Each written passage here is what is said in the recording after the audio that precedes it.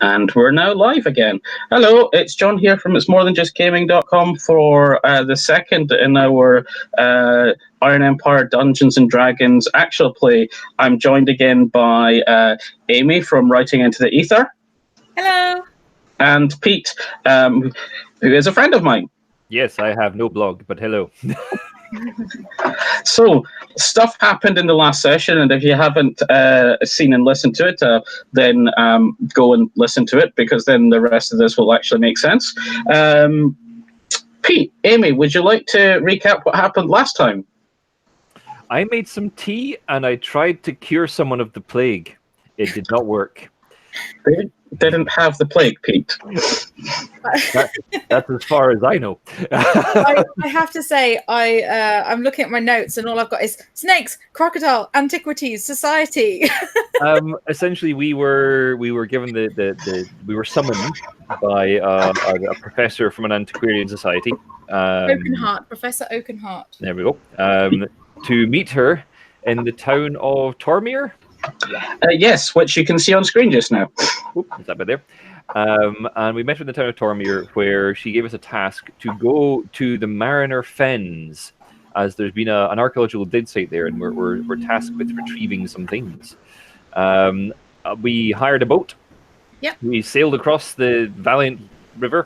The Valiant River. The Valiant River, and then we were accosted by pirates, or of some description, thugs, in fact, who'd attacked us while camping and killed our noble fisherman.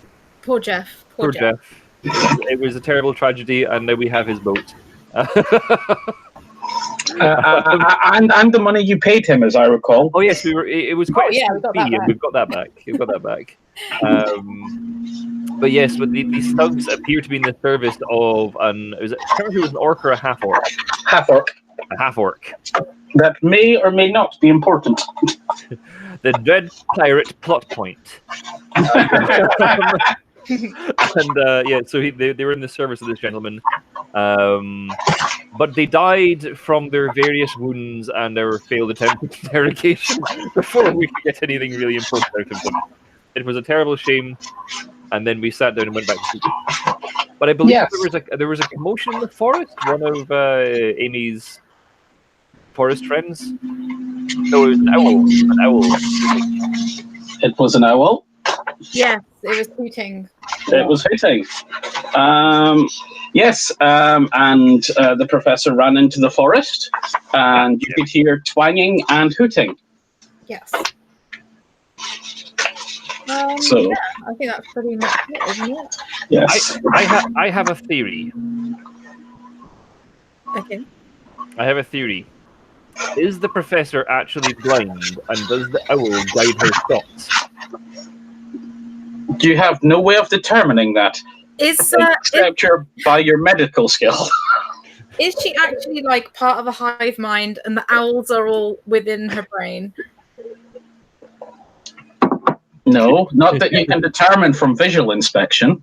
You mean, is she a twit? Or is she a twit too?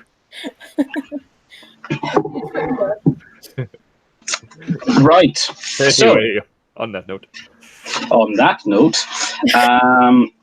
Yes, you went back to sleep, and that was you rested until morning, and somebody is typing. Not me. And it was the dawn of the second day. Yes, indeed. Conveniently situated at the start of the second session. Right. Which was more by accident than planning, to be honest.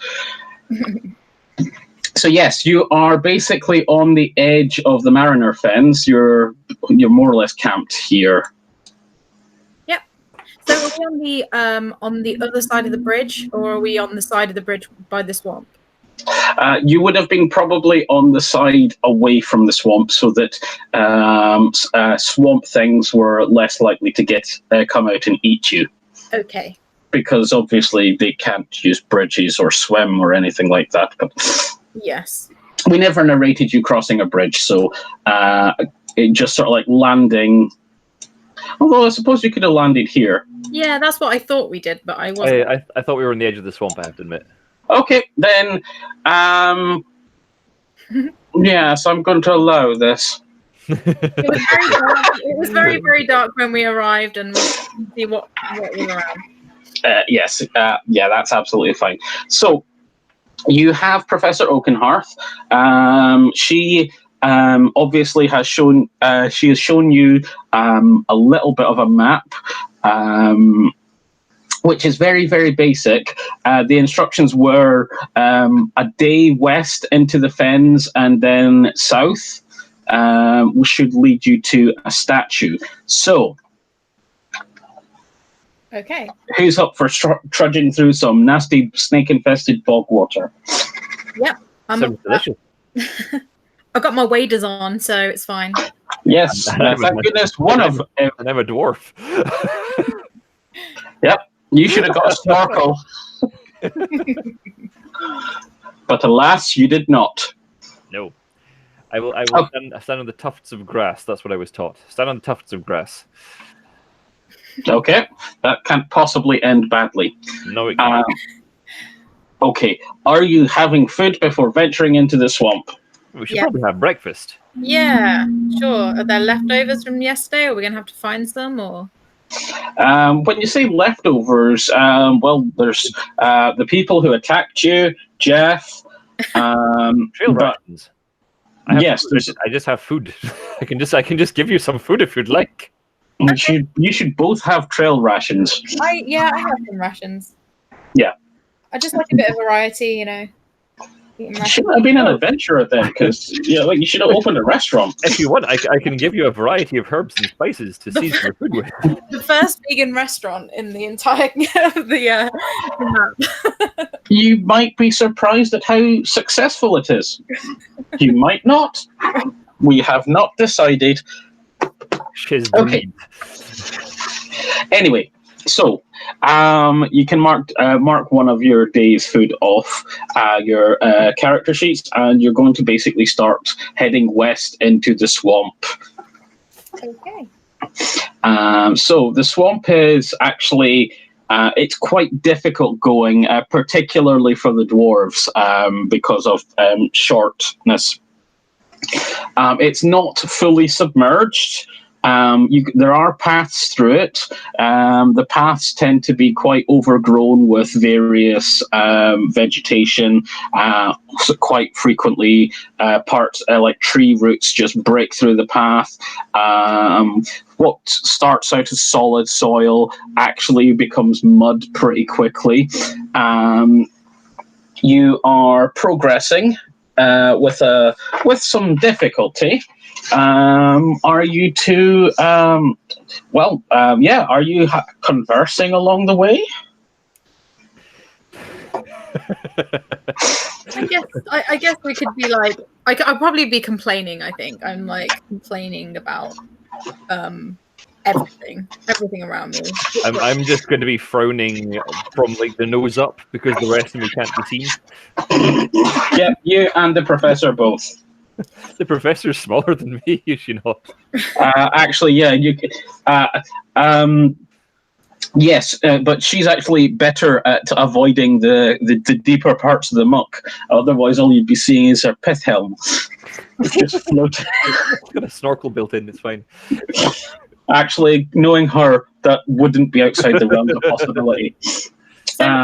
Can I just ask, what kind of cataclysm did they say that like caused this like flooding and stuff? Is just like a wave or something? Ask it in character. What kind of wave or cataclysm caused this horrible swamp that I can't like move my feet? I cannot move my feet right now. I'm getting really annoyed. You can't move your feet. Why? No, like they're getting sucked into the mud as I'm moving along. It's really annoying. Well, we always assumed it was some kind of directed wave of some description. I mean, I would imagine magic was involved because it only affected this part of the coastline. But a magic one. Or one directed by magic. We assumed, or else it would be there'd be considerably more swampland. We would have thought. again, assumption on our part. So you think that maybe this kingdom was deliberately destroyed, if that was the case, maybe? That does seem likely. Could you make a wisdom saving throw, both of you? Yep. I'm looking at the wrong thing. Oh no. There we are. Oh, luckily I have a +6, so 15. Yikes. I suppose wisdom is one of your proficient saves. Yes. I got an 8. Excellent. So, at the point when you're asking this, and you're actually also demonstrating that your feet are sticking in the mud, and you go, my feet are sticking in the mud, and you start pulling at your leg. It's stuck, and then you actually manage to pull it out. Pete, your feet are actually sticking in the mud, and they're starting to sink. Oh no. I pull your head up out of the water a bit. What? My feet are stuck.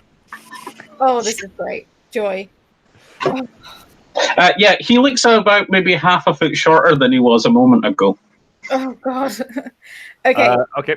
I don't worry. I have a plan. Okay. Well, I'm going to try and think of my own plan right now. Okay.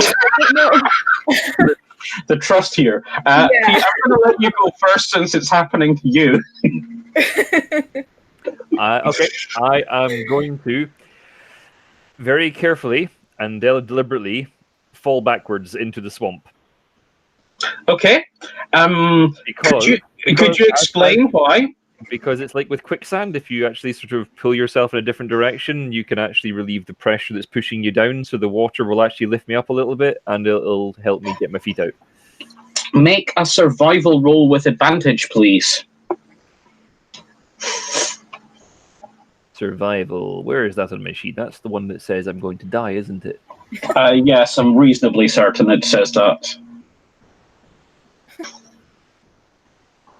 Okay, that's handy. I got a 19. You got an 18. Yeah, why is it saying 19? Oh no, It added the two dice together. You got an 18. Okay, 18 is sufficient. It wasn't the one. The one. Yes, you could be thankful it's not the one. I gave you advantage because that was a good idea what you did there. So yes, you sort of fall back. You're not wearing armor because I would have given you disadvantage at that point if you'd been wearing plate mail or something like that. Don't worry, I'll float by distributing. Oh shit, I'm wearing plate armor. Okay, so yes, you fall back onto the sort of the mud, and you can feel a little bit of the sort of the suction dragging you down. It lessens slightly, and you feel your weight is more evenly distributed. You're not out of danger yet. Okay. Amy. Okay, so I'll try and I'll take off my wooden shield, which hopefully will float a bit. And I've seen this before, so I use it so that he can use it as leverage to kind of try and pull himself out. Okay. Could let's say one of you, and it could be either one. Yeah. You're both involved in this, and whoever makes the roll will get advantage because of the assistance of the other. Make a strength check, please. I have +4 to that, so it might be a good idea for it to me. Sure. I will assist you. Here's my shield. Thank you. And my axe. And my vuvuzela. 23.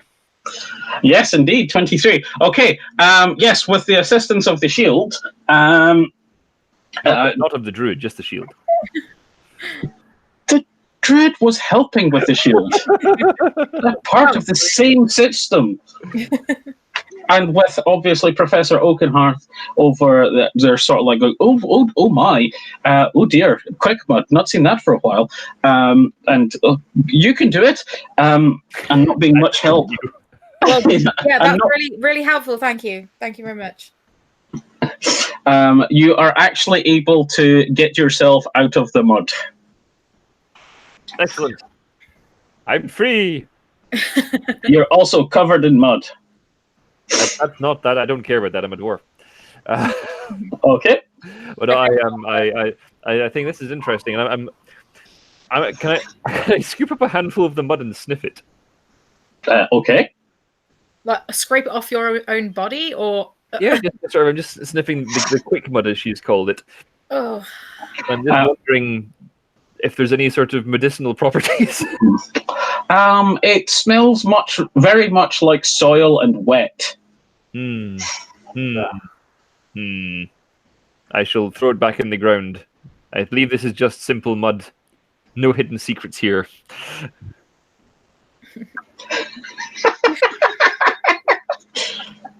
Are you okay?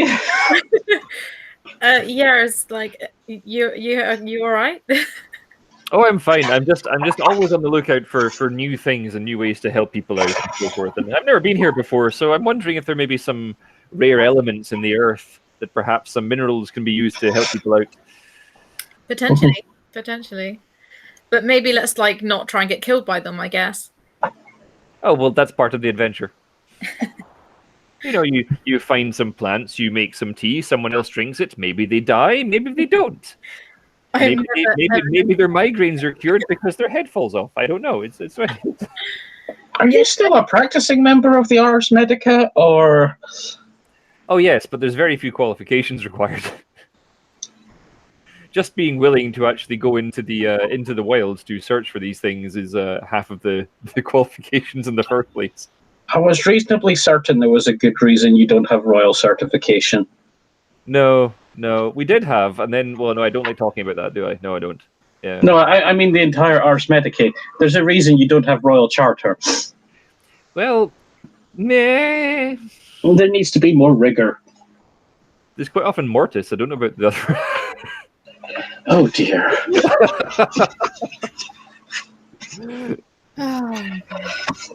But yeah. Well. You okay? So you didn't drown. That's good. Let's press on. Is that good? Yes, that's good. Hooray! I suppose. Hooray! Not dying. +1 inspiration. No. I'm not that generous. You managed to survive walking through terrain. Hooray! This is like what we said before. It's like, you managed to walk. Well done. Iron Man D&D, roll to breathe. Botch. No, you forget how to breathe. Terrible stuff. Anyway, sorry. Yes, let's move on. So yes, you carry on through the swamp. I am going to say that everyone can make a survival check, please. Okay. And the professor gets one too. I have 12.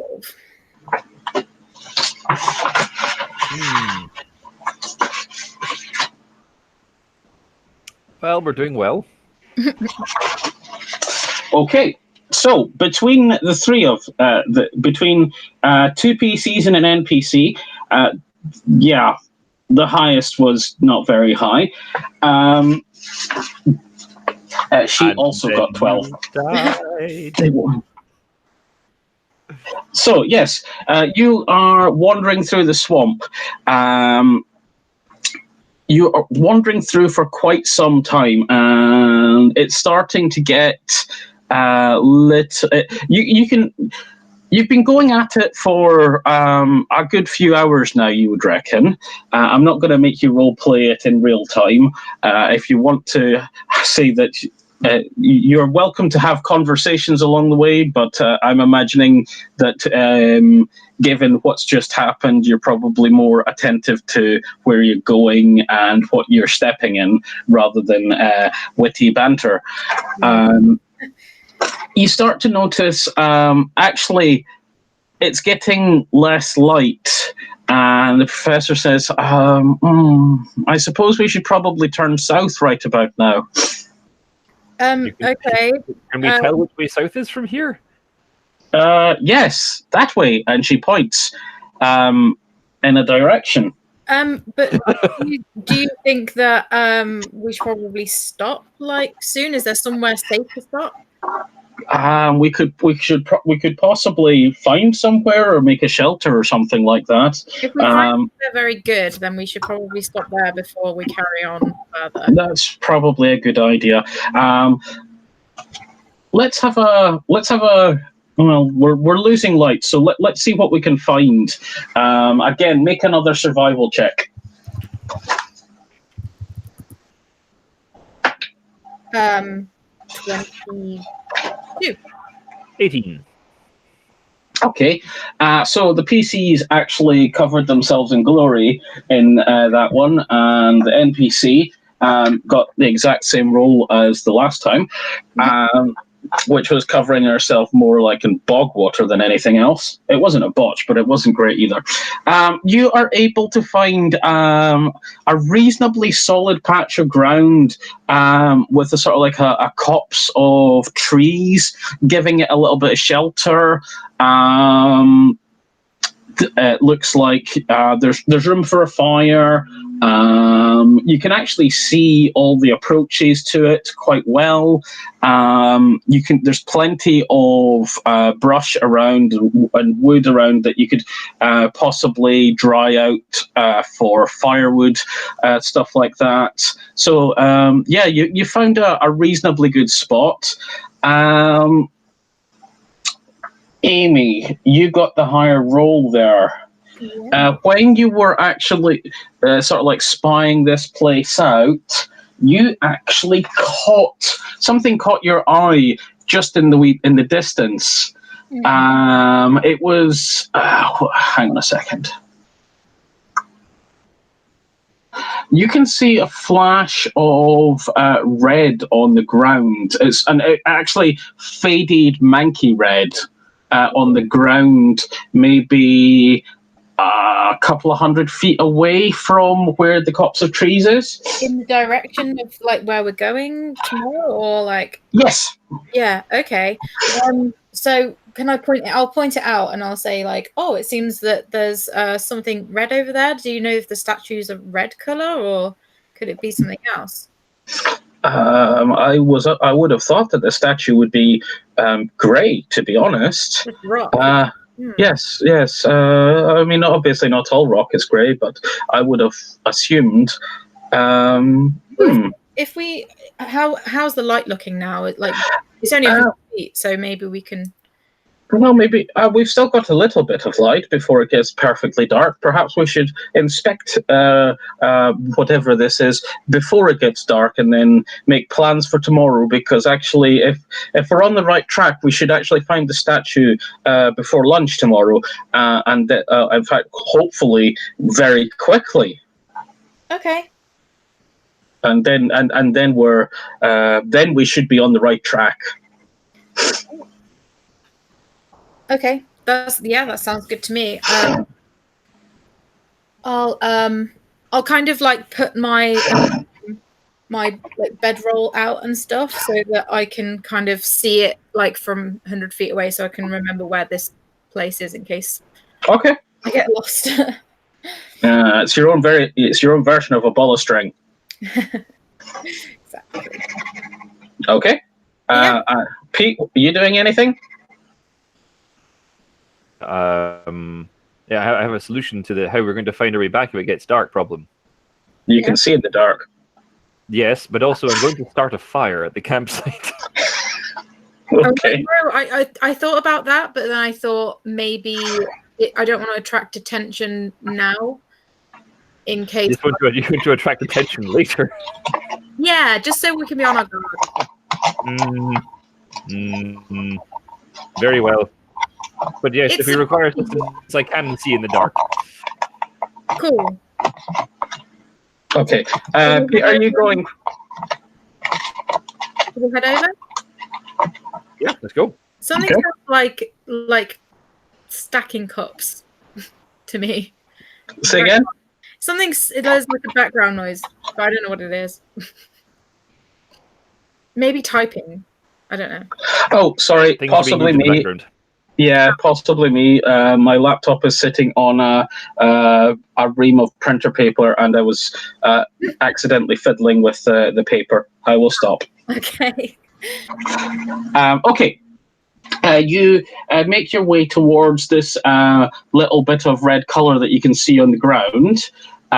It's actually the ground around here is relatively solid. I mean, there are bits, there are sort of like streams and whatnot all around, but they're actually, now that you've been here for a little while, well, for most of a day now, so you're getting better at spotting them.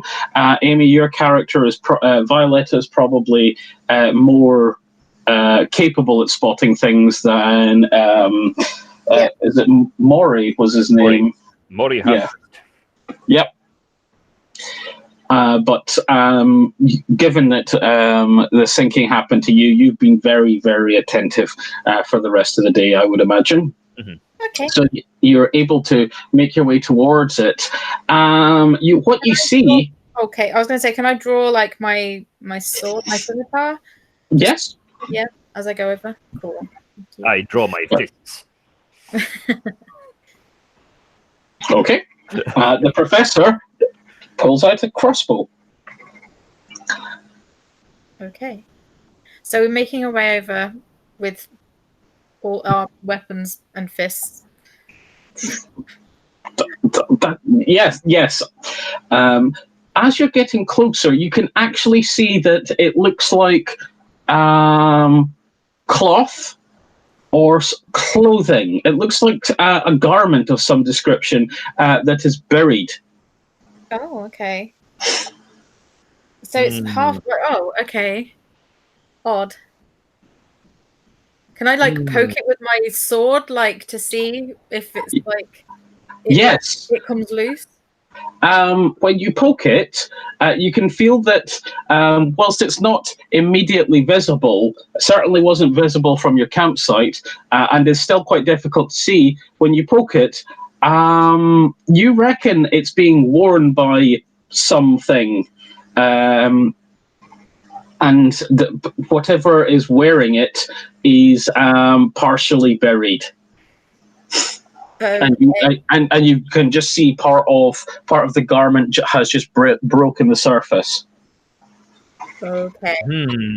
This may be a buried body, perhaps, and it's just not been buried properly. It could have been like maybe someone who's like sunk in the mud and then like and then it's dried up a little since, maybe.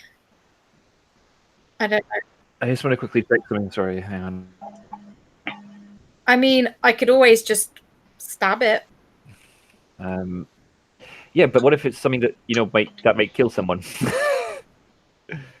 Yeah, but then if it's something that is asleep now, it could be that by the way, I'm whispering this, but for the kind of recording, I'm not. Yeah, that's fine. It could be something that could come back when it's dark and kill us. So how, I don't know. I'm standing maybe 10, 15 feet away, I guess, from it. Well, you'd be standing closer because you poked it. Closer. Yeah, closer now. Oh, okay. So I've just all checked. Right, John, I have an idea. Okay. I would like to switch. Pete, you've gone quiet. Because it's getting dark. Hang on. Is that better? Am I back? Yeah. You are now. Okay, yeah. I would like to switch my vision into infravision, and I want to see if this thing is giving off heat, because I have infravision because I'm a dwarf. That's how I see in the dark. Oh yes, dark vision is heat signatures, isn't it? Depending on the rate, yes.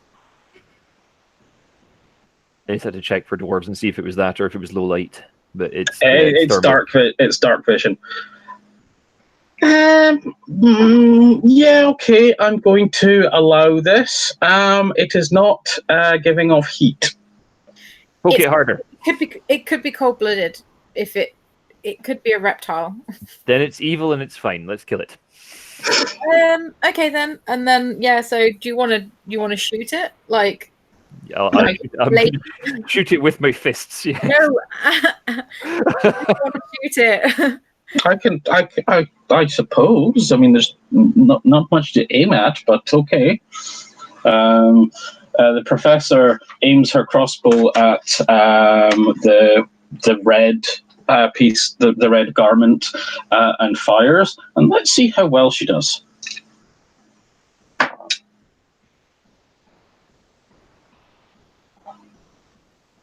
Actually, I will need to check what her head modifier is. Would she get disadvantage from being so close, or would she just No, she'd back off. back off? Mhm. I don't think point blank shot is the thing. Shot in the thing in 50 as such. I don't think you get being in melee with ranged weapons anymore. I think you do, but actually, it's not an issue here. Yeah, she hits. It thumps into it. Nothing happens. Maybe it's a dead body. Sorry, go ahead. Maybe it's a dead body. That's Yep. I think we should like see if we can haul it out a bit and see what's what. okay. So, you want to go? You want to go first? You've got the strength to pull it out. Yeah, I'll start. Yeah, I'm just going to start like tugging and digging away at the edges and see exactly what I can find. And while he does that, I'll stand guard with my sword, like ready. Okay, Pete, I won't make you roll for the clearing away at the edges because it's not necessary. You can quite easily do that. You begin to unearth a human-shaped body. Oh, ew. It appears to be a human-shaped body. How? I'm saying human-shaped body because it's as you act, and it's wearing clothes. The clothes are manky, covered in dirt and soil and whatnot.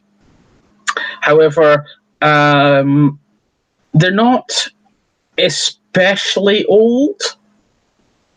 Has the body been preserved by the swamp a little bit, or is it like? Can we tell how old it is? Or? The body is it's very grey-fleshed and sunken.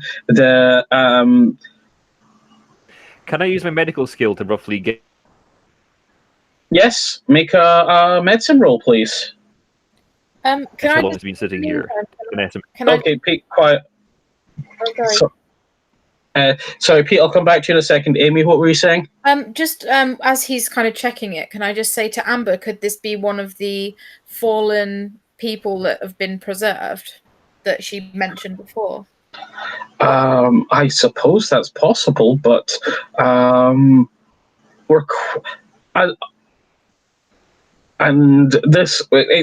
aren't. I suppose there aren't really. The area isn't particularly well mapped or travelled or anything like that, but I would have thought a body that, like a relic of the past like this, would have been discovered by now. Actually, those clothes look well. They're not my particular cup of tea, but they look fairly contemporary to me. Okay, hang on. I'm gonna go back to Pete. There's your medicine check. Yeah. Okay. Can you describe how you're approaching the medicine check, please, so I can determine what information you get? The thing was lying face down when you found it. Okay. First, I'm checking species. It's human. Okay. I am visually examining just the sort of general tone of the flesh. Is it slimy, as in like is it necrotic, is it decomposing, or is it just sunken and grey because of blood loss? Have the fingernails continued to grow? How long are the fingernails, etc.? Okay. Have they continued? So a basic cursory examination of things that we know about what happens after you die to get a rough estimate of, are we talking? Lost you again, Pete. I think he just wants a rough estimate. Yeah. I'm just letting him know that he's. Yeah. Okay. One, like I say, human. You're actually struggling to tell how long it's been dead. The flesh is grey. Rigor Well, it's not afflicted by rigor mortis, but that's not a permanent situation anyway. There's no significant decomposition. I mean, it's starting. You can actually find there is a. You actually have to roll it over to find this. There's a wound on its chest, and that is starting to rot. Around the wound, it's starting to rot. Its eyes are completely black. It was a human male, by the way. Sorry, I should have mentioned that. Its eyes are completely black. The clothing it's wearing, whilst manky and covered in swamp water, it looks like the red was from the shirt it was wearing, and it's quite a garish shirt that has sort of like faded in the swamp. And are there any markings on it that are like significant that we might recognize, like houses of like anybody or? No, nothing like that. Okay. You've got trousers that Are there are. any tattoos on the corpse? Yes, there are. Oh. And that's a very good question. You find a tattoo of what looks like a ship being captained by a dragon. Ooh. Interesting. I was going to tell you something else because there was something else you found, and it went right out of my head. $1 billion Damn you for asking. gold. No, there is very specifically no treasure on this corpse. Hang on a second. Oh, yes, I remember what it was. When you are inspecting mouth for teeth and things like that, you can smell salt water on its breath. Oh, okay.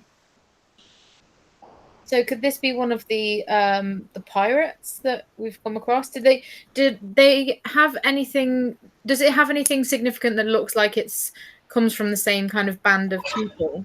I'm going to say retroactively, yes. The tattoo actually was on all of them, and or the ones that you had access to, I should say.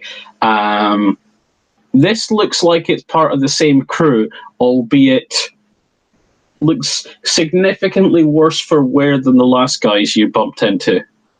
A bit more motley. Yeah, yes. They were a bit more crew, this one's a bit more motley. Amen. Oh dear. That's Do you recognize this man? no, but it's horrible. Yeah, I don't. I think we should kind of like cover the cloak so it doesn't draw attention. But I don't. We should maybe touch it. The shirt, I mean, the red shirt. But I don't think we should kind of touch him. Ugh.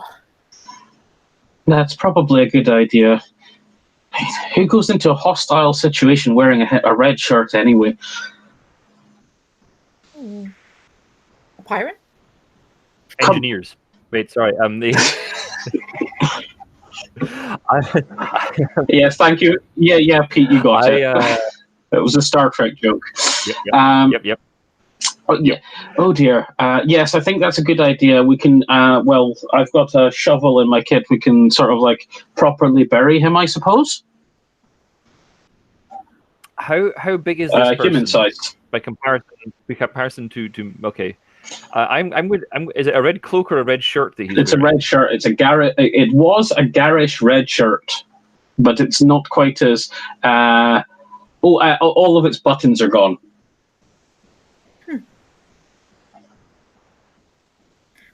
Yeah, that's really strange. I am going to take the shirt. Okay. You can. I have a plan. As I'm taking it, I'm just going to turn to them both as I'm taking it off. We can bury him or burn him, but I've got a great idea. Just this might come in handy later. That's all I'm saying. Okay, well, yeah, you can bury him then, I guess. Ugh. That's fine. We dwarves are good at digging. I'll go and get my shovel. The professor goes to fetch her shovel. What is Violetta doing? Because it doesn't sound like you're sticking around for the burial. No, I'm going to head back and then start my ritual again because it's about time I did that. So Okay. So yeah, I'll head back. Shall I start making a fire? I ask before I head back. Go for it, no problem. And I'm clearing a space to start burying the body. Okay, so I'll check all around me, just to make sure that am I? Is it quite flat ground? Can I see quite far? Or The copse of trees is flat ground. Yes. right. Okay, so It's surrounded by the trees. Yeah. okay. Well, I'll build a fire, produce flame, and yeah, I'll just sit and do my ritual, but I'll be listening intently as I do so for any other noise I can hear. Could you make a religion check for me, please? Yep. You have that, right? Yep.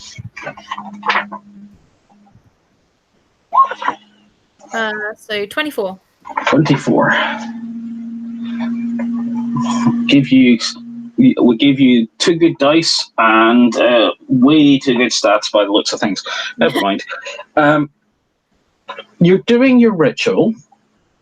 Can you describe how it goes again, please? So I sit in the center of a circle, so I'll find like small pebbles, sticks, and things that things that I kind of like the look of, and then I'll put them in a circle around me, and then I'll just sit kind of like cross-legged and make sure to have my bare feet on the ground, and then like almost meditate, but yeah, very aware of my surroundings, but clearing my mind. Okay. You are clearing your mind and very much aware of your surroundings, and you set up your circle of stones and you let your bare feet touch the earth, and you feel your mind sort of like relaxing as it normally does when you are communing with nature, and your consciousness sort of drifts a little bit. And you become aware of a different place. Grasslands. Grasslands and forests, villages, roads, castles. You can see humans. They are working the fields. There are carts and you can see carts on the roads. You can see people wandering the roads. In the castles, as your consciousness sort of drifts, you can see soldiers patrolling the battlements. Flag flying from the castle, I am going to describe to you as soon as I find the description.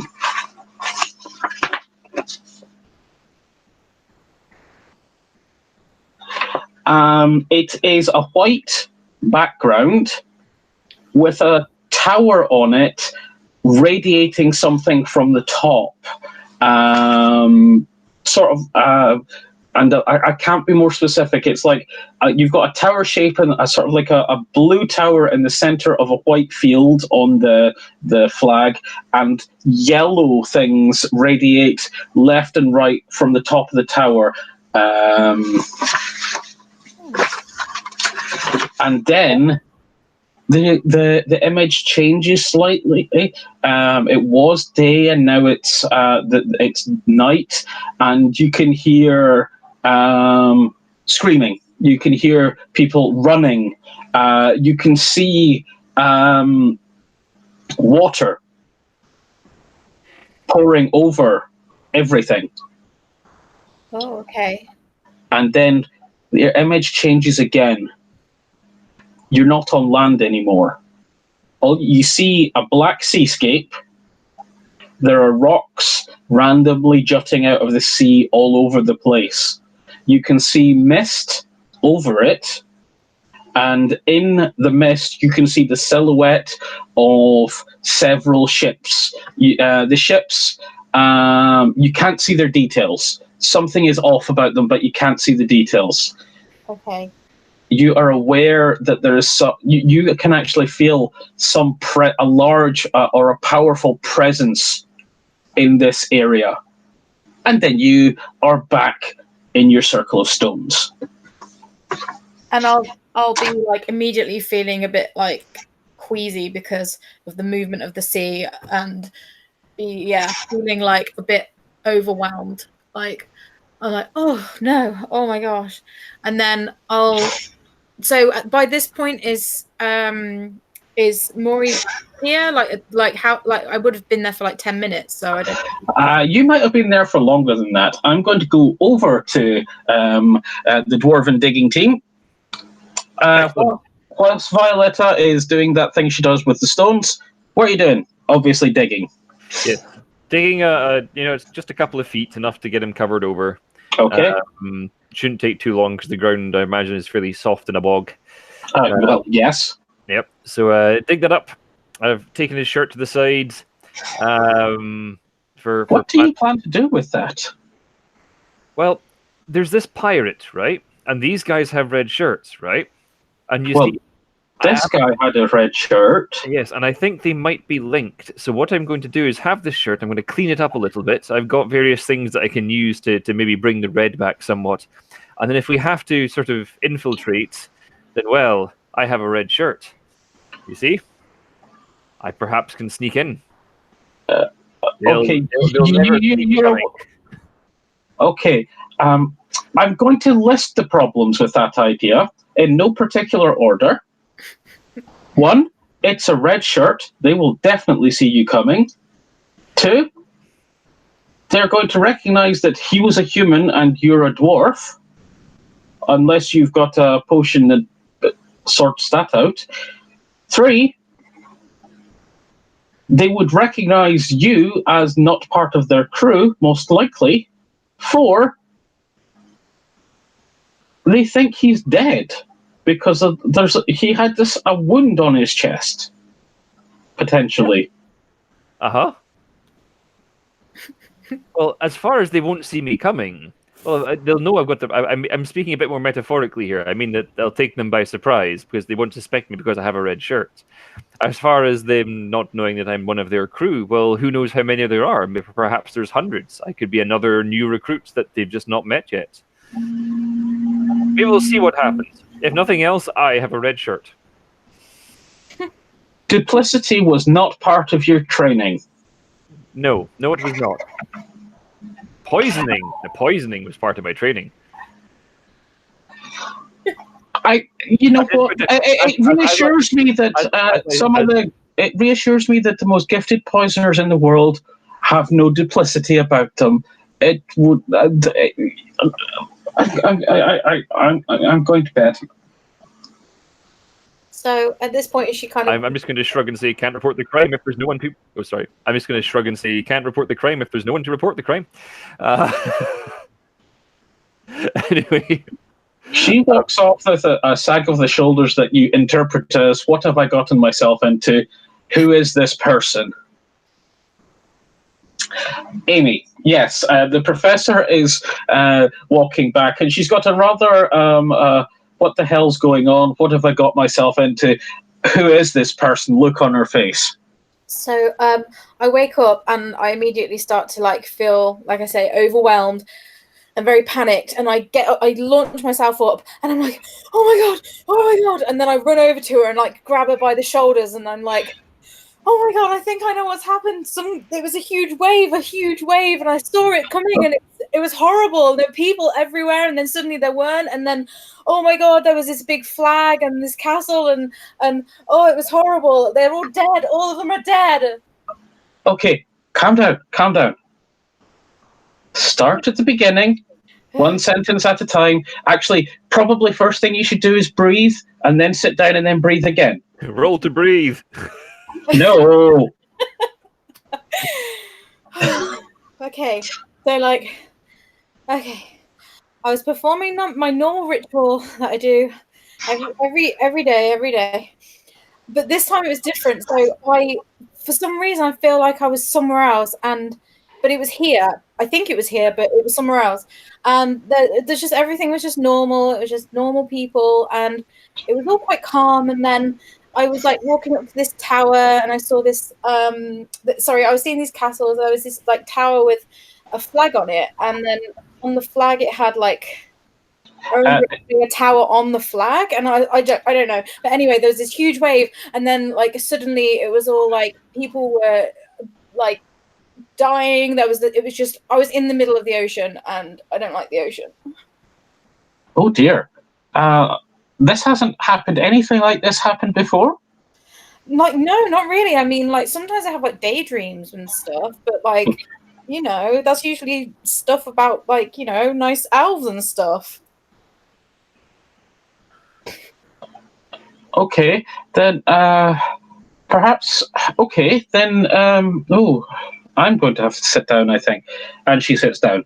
I think what you're describing. I think you have. It doesn't surprise me that you have a connection to the land. At all, it doesn't surprise me. But I think you're seeing what you might have seen. Well, it might be the memory of this place, and the sort of like and perhaps the sort of like an echo of what was once here, perhaps. It was absolutely horrible. All I could feel was this horrible, like fear and panic, and I could like see everybody. Like it was horrible. It was like a complete switch. Suddenly, it was from normal to just absolute panic, and it was horrible. So I start to like take rations out of my bag, and then like I shove like a ration into my mouth, and you know, like start to furiously like comfort eat, overeat, basically. Yeah. Okay. We probably. Okay, that's. Do you need to do this every day? Well, I like to. I mean, it's kind of part of my daily routine. So. Well, I'm of two minds about this, because this is useful information, but it's also, well, it's clearly not without peril. I think we need to get through. I think we need to finish up as fast as we can. Hopefully tomorrow we'll get a little bit. We'll find the statue, and we'll find what our way through to the village, and we'll be able to get out of here with the items as quickly as possible. Yeah. Okay. That sounds fine. Yeah. Okay. Yeah. Perhaps our friend over there could mix up something for calming nerves. He must have encountered that a lot.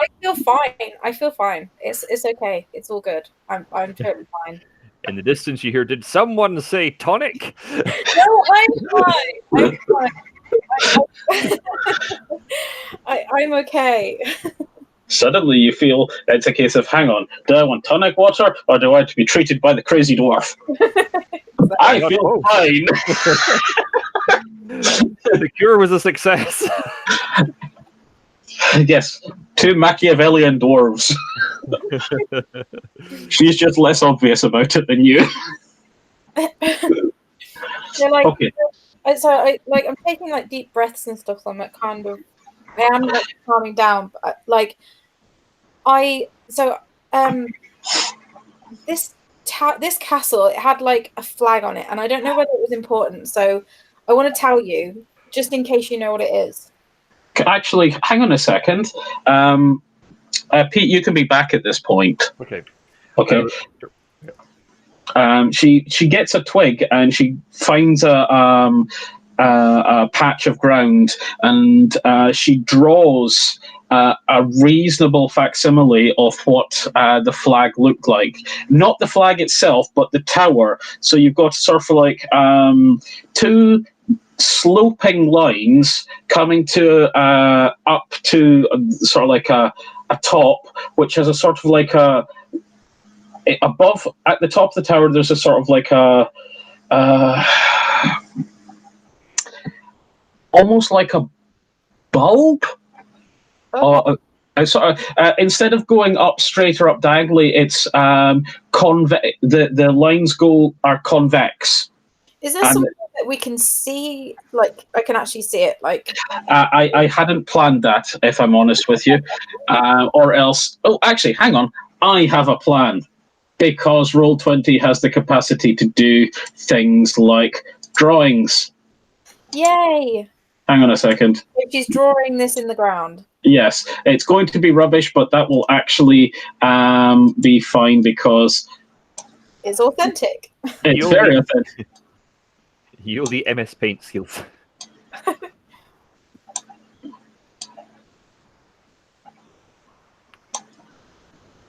So you drawing this and then you'll share it, or is it? I'm drawing it all. It's all right. It won't take me very long. In fact, you know what?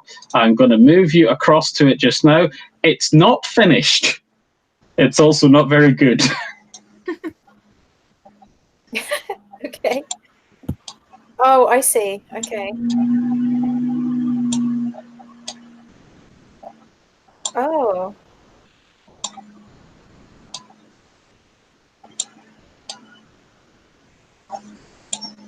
This is what she draws on the ground. Okay. And she says, did it look anything like this? And it absolutely did look exactly like this, except done by someone who knows how to draw. At this point, I'm like, oh my god, yes, it is. It was exactly that. It was exactly that. And this bit was like the bits on the sides were all radiating like yellow, and then there was like yellow. Yeah, it was like yellow things, and like it was blue and yellow. I don't know. I don't know. I feel like maybe I'm getting confused, but yeah, it was like yellow, and it looked like glowy. It was really weird. Okay, that's interesting because we've never had the colours before. We found this mark several times, in fact, embossed on armour. Oh. Usually either on a breastplate or shoulder pads.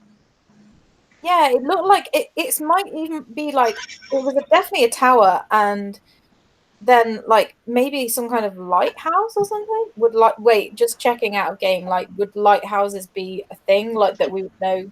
Would they yes, but they're not as technologically advanced as as in the real world. They would essentially be a circular tower with a beacon on the top. But now that you're all looking at it and you're thinking, actually, hang on, maybe it is. That could actually represent light. Yeah, and now I'm thinking it could be a lighthouse. Does that make any sense around here? Could it be? We're in the Mariner Fens, of course. Okay. And actually, like I say, it was on armor, it was on shields, shoulder pads. Like we've never had colors before, so we didn't know what the colors were. So we thought it might be a tower, and we thought it might have been magic. But actually, yes. If maybe they were worried about the sea. Yeah, like I mean, I suppose obviously a lighthouse isn't to ward off the sea; it's to stop things crashing on ships. But actually, maybe it's maybe they're beacons to see what's out there. Maybe, yeah. What do you think then, Maury? I think it looks like a hammer. It could look like an axe, but it was definitely blue and yellow. I don't know. It makes sense for the people of the Mariner Fens to be concerned about sea business, I'd imagine. But well, perhaps we'll discover more. Did you said there was a dream that you had this in? Because I wasn't there for the recollection of that. Oh yeah, I kind of went into this really weird other place, but I think it was here, but it wasn't. Was it? And I relayed basically exactly what I said. Okay, was this tower? It was standing by itself. It wasn't. Or was it in a city? It was a castle. It was The on a, castle. it was on a flag on a castle. It was on a flag in a castle. Yeah, and it was at the top of the castle, and then, like, yeah, it was like we were in the ocean, and there were just Well, two things occur to me. One is that this is obviously the symbol of a people, but people don't make symbols without reason. This lighthouse probably must exist somewhere. yeah, well, yeah, I guess so. So I turned to the professor. So do you know where the original coastline was?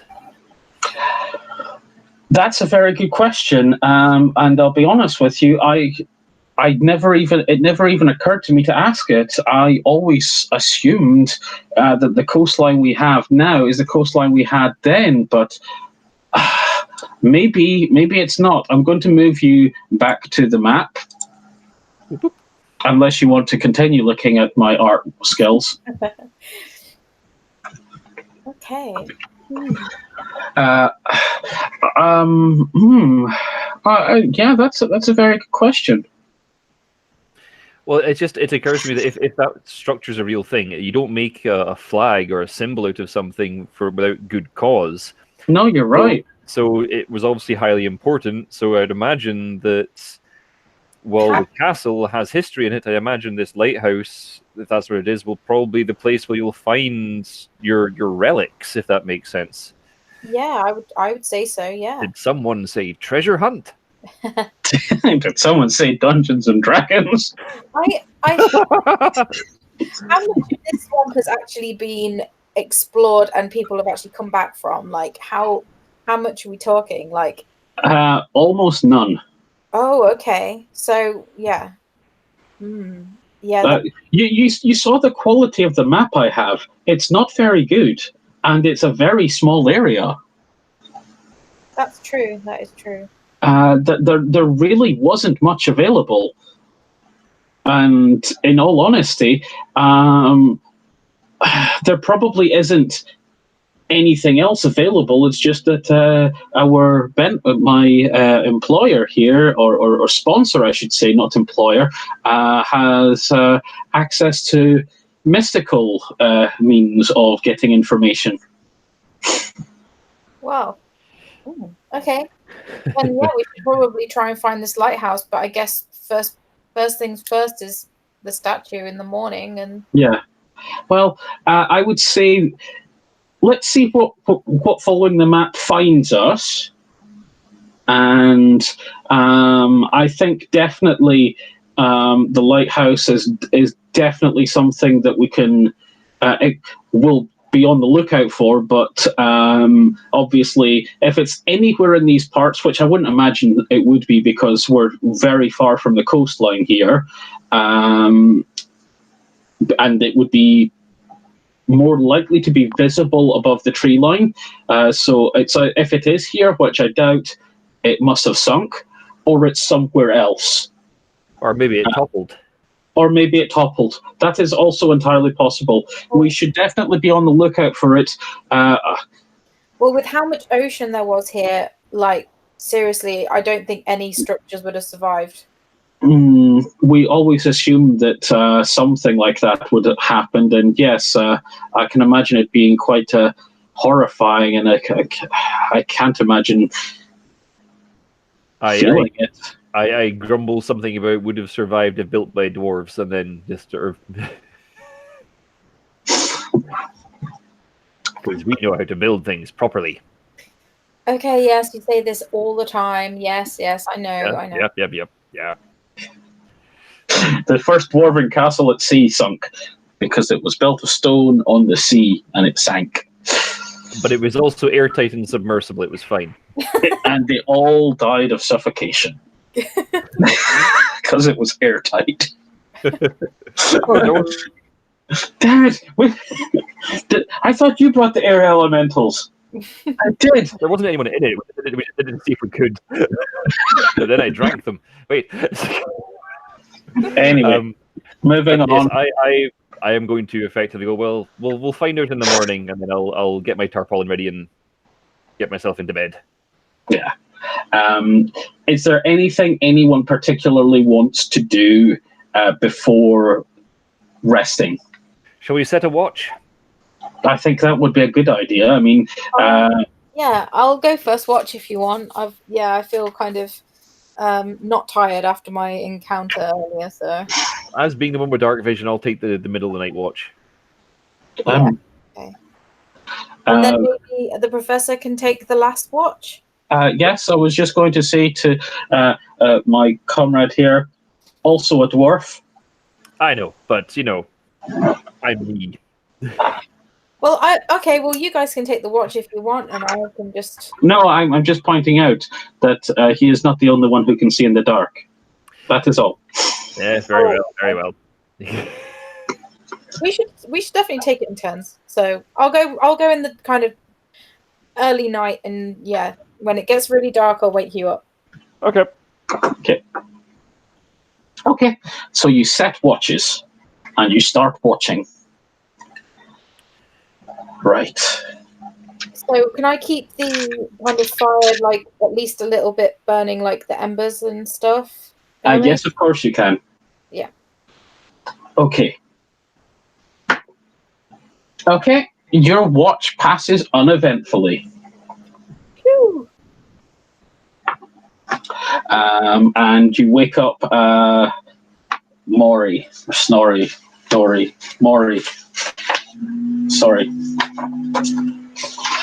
Yeah, you wake up Maury. It's his turn. It's quite dark now, anyways. So, Pete, you're on watch. Excellent. You can hear an owl hooting in the distance. Oh, I've heard that owl before. Could be another owl. There is more than one. I'm going to be in guard for pirates. Okay, well, unless they're using owl hoots as passwords and things like that, you're reasonably certain that when you hear it going hoot, hoot, hoot, it's not pirates. Reasonably certain. Reasonably certain. Yes. Only saying that to make the player paranoid. Indeed.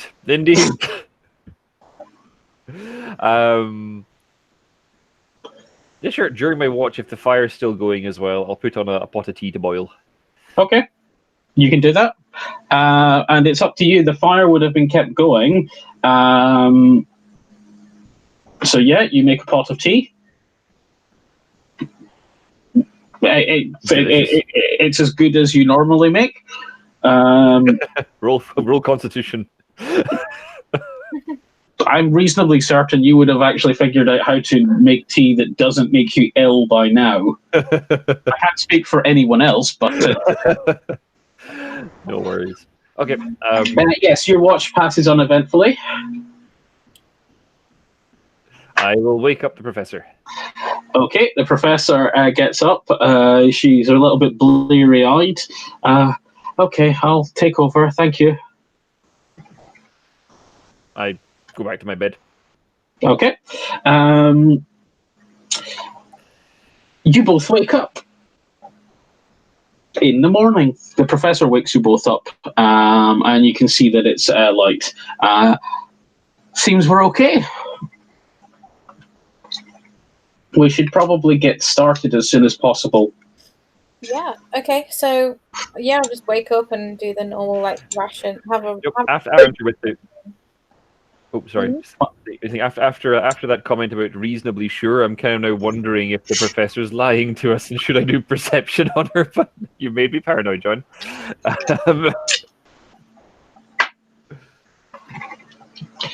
Are you going to do that, Pete? No, I'm just semi-joking. But yes, Semi-joking. I'm going to squint my eyes at her narrowly and go, very well. Yes. Let's find this statue of yours. Okay. So, you get going. If you want to have food, then mark off your trail rations and what have you, and you are marching. And we are going to move on to a different page.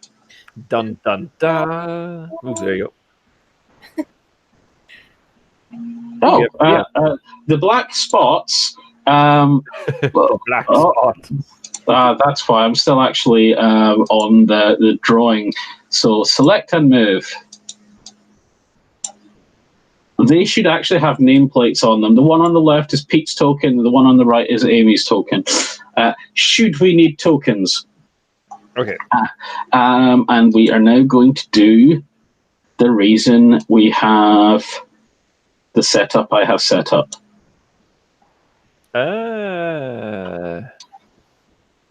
Fog of War. I get it. Yep, Fog of War. You are starting here as soon as it. Mhm. It's starting to. Okay. Yes. That That is where you are currently. It doesn't show bogs or anything at that point because we're zoomed out a little bit. So yes, you are looking at. You reckon that you are in the vicinity of, or rather, the professor reckons you're in the vicinity of the statue. Okay. I can't see anything except black though, right? Like on the That's screen. right. Okay. That's right. Each of the boxes is basically a 100-meter box. Oh, okay. So yeah, that's fine. Right. Have you? It's like a strategy game. This Fog of War you haven't seen there yet because we don't know what's there. Yeah. Okay. No, that's Basically, there is an entire map that currently only I can see. okay. No, it's just that when I had this zoomed right in, so all I saw was black. I was like, okay. Yes, I've taken you to the screen for the scene that is titled Bag Overhead.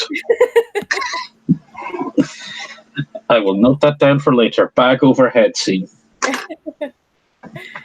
Right. Okay, you will also note that in the top right-hand corner of this particular page, there is a copy of the map that the professor shared earlier. Mm-hmm.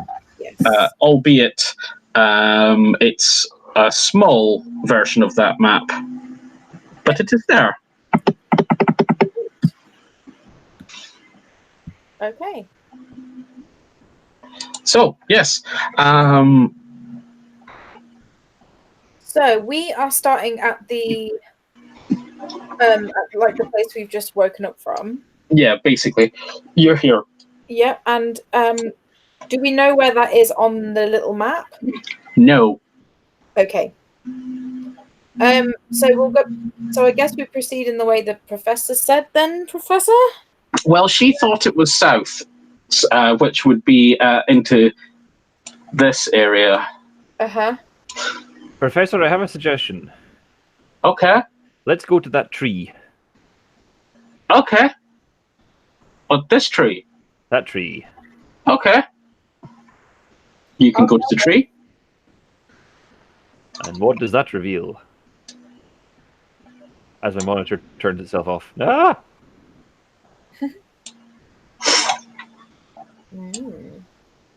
Tree area. The swamp area. This is a fairly basic map, but it's yes.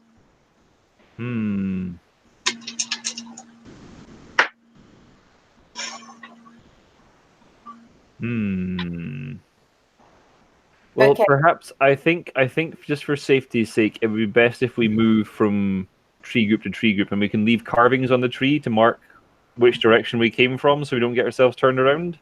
Fantastic. That is a brilliant idea. Mm-hmm. I am very wise. Okay, so I'll mark the tree. I don't really have much to mark it with, so I have guess a knife. Yeah, I don't want to. Yeah, you have a knife. I don't think I have a knife, so if you can use your knife, because I don't want to use my sword. So I punch the tree with my knife. Okay, are you punching any particular tree or all of them? Just so we've moved to this first tree, the one that's pretty much on the grid cut intersection. Okay. Okay, give me 1 second. Can I hang that or don't you? Oh, Say again? I'm hearing a sort of weird windy type noise, like a howling. yeah, that's what I can hear as well. It sounds like a 3D printer, actually. Oh, there we go. It seems to have got away. That was possibly me again. I was pulling papers out of papers, but it wasn't fiddling this time. I actually needed something. No, it's not so much that it sounds like a microphone artifact, but it's okay. Never mind. So what I'll do is when we get to that first tree, I'm going to mark it. The cross? What symbol? Yeah, just a cross to say we have been here, and then I'm going to write whenever we decide the next direction. I'm going to say which direction that we went from this tree. Okay. Could you? You are all of you, and including the NPC, aware of something moving towards you from. I'm going to reveal a little bit more. So I'll get out my quarterstaff and hold it. Oh, There it is again. Yes, you are actually aware of a creature sort of like scrabbling towards you over the ground just ahead of you. I'm not going to make you roll to identify it. It's a gator. Okay. And Oh so no, we're in Los Angeles. cool. Okay. Well, can I so how far away is it? Sorry. I would say that at this point it's probably about. Oh, sorry, I said these boxes are 100 meters. They're 100 feet because Dungeons and Dragons works in feet. Like proper. So yeah, exactly. I'm going to say it's about 45 feet and closing. Okay. I will. So I'll pull out my sword, my scimitar. Ready. Okay. I'm just going to sort of nudge her and just go, "You're a druid. Can you like charm it or something?" Charm it? Like really? No. It's an animal. You're a druid. So what I want to do is I want to do a spell to try and entangle it. Okay. So it's within 90 feet. I was just checking that I could do that. So so it's like a grasping, like vines and weeds come out of the ground. I'm going to get everyone to roll their initiatives first to see if it moves before you do, basically. Okay. Oops. Oh, wow. So I roll initiative now? Yeah.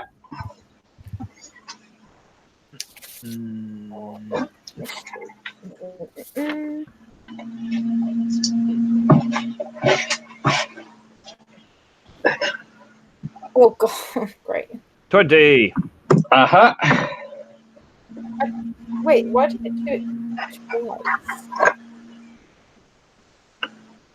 That's a good question. It's because there's been no interruption in the chat, so you're the last person that Oh, rolled. okay. That's fine. Okay, yeah. That was Okay. so mine's just a straight 4. Yeah. Well, the good news is you're not last. Because I rolled for the professor and the croc. One of them got a natural 20 and one of them got a natural 1. Oh, no. The professor is not going first. Oh, God. She's also fumbling with her crossbow in her first round, which is the side effect of her rolling 1 on the initiative order. So Crocodile is moving first. It moves 20 feet towards you. It's going to move, actually, 40 feet towards you as its entire turn. So it's 5 feet away, and then it is Peach's turn. It does not get to attack this turn because it was too far away and it's not in water.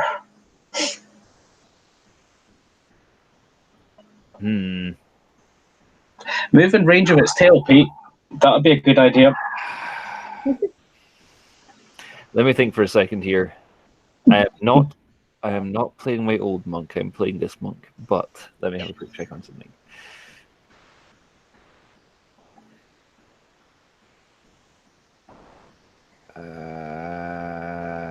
No, I don't think I can handle it. Okay. I am going to bring out my hand axe and I'm going to Wait, let me have a quick double check. Flurry of blows, I can attack more. I can have, is it only if I'm unarmed, or is it including if I have a weapon? Monk weapons. Monk weapons. Yeah, Okay. I can't justify a hand axe, I'm afraid. That's fine. In which case, no, I'm just going to go up and I'm just going to try and punch it in the eye a couple of times. Okay. Make your roll to hit, please. Oop. And I am plus...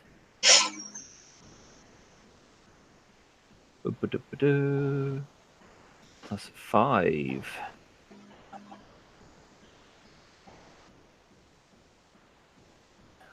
So first attack, rolling the dice. Misses. So, there we are. Or rather, it connects, but nothing happens. And second attack. It hits.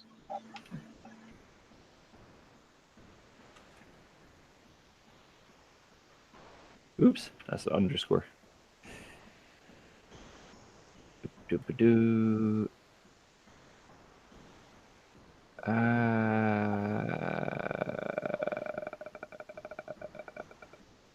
How did he put that in? 6 damage. Okay, you do 6 damage on it. Yeah, no problem. Hey, take that, you big scaly bugger.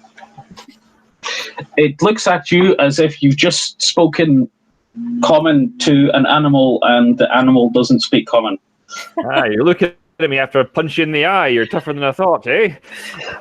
Amy, it's your turn. Okay, so I will. Yeah, so I'll still try to entangle it, I think. Yeah, you can. Yeah, so I will. The vines and things and weeds will sprout from the ground, like trying to like capture it and like drag it down to the floor. So I will. Sorry, bear with me. I can't tell what I have to do on this one. It'd be a spell attack. It's a strength saving throw. Yes, you would still need to actually hit it, surely. No, depends on the No, spell. not on those. Oh, right, okay, fair enough. Yeah. If it's not a direct, quite often if it's not a direct damage, then it doesn't require a 2-hit. It's just the gator will have to make a strength saving throw versus her spell DC. Yep, I'm remembering now. And then, if it fails, it's restrained. Okay. On a success, it frees itself. It's not restrained. It gets 15. Yeah, that's going to be higher, isn't it? It is, I'm afraid. Your spell DC is 14. 14, yeah. Yeah. Your roots start coming out of the ground, starting to wrap around. It starts to shake itself free as they start to try and entangle it. It's a gator. They're strong, and it's able to rip itself free. Curiously, when the roots came up, an arm came up too. A sort of like a dismembered arm. Roll. Is it wearing a red shirt? No, it's not wearing much of anything. It's a dismembered arm. The professor is fumbling her crossbow this turn, so the croc is going to attack Pete. Huzzah! You're closest. What's your armor class? 15. It rolls 15, so that's not a hit. No, it's got to overmatch, I believe. Yeah, it's... no, that doesn't hit. So, your turn.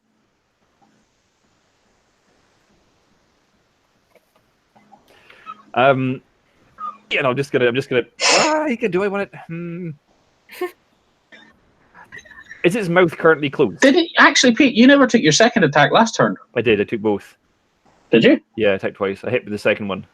All right. Okay. Sorry, I didn't recall that. Fine. Okay. Is its mouth currently closed? That changes from second to second. But yes, it's just snapped at me, I presume, and then missed. Yes. Okay. Yes. So, as the sort of reaction, can I jump and grab it round its mouth and squeeze it shut? Yes, you can. I'm going to say make an opposed strength check against the crocodile or gator. Grapple check. Yes, do it as a grapple check, which is that strength and that's an athletics check, isn't it? It's a melee attack.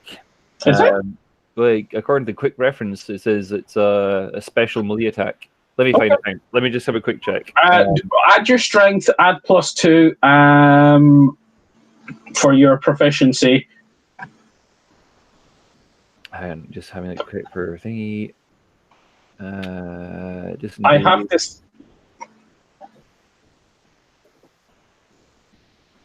I have to say, just roll your strength +2, and roll against the gator, and we'll check the rolls. It's an athletics check. Athletics. Yeah, a strength athletics check is contested by the target's strength athletics or dexterity acrobatics. The target chooses whichever one it wants. Yeah.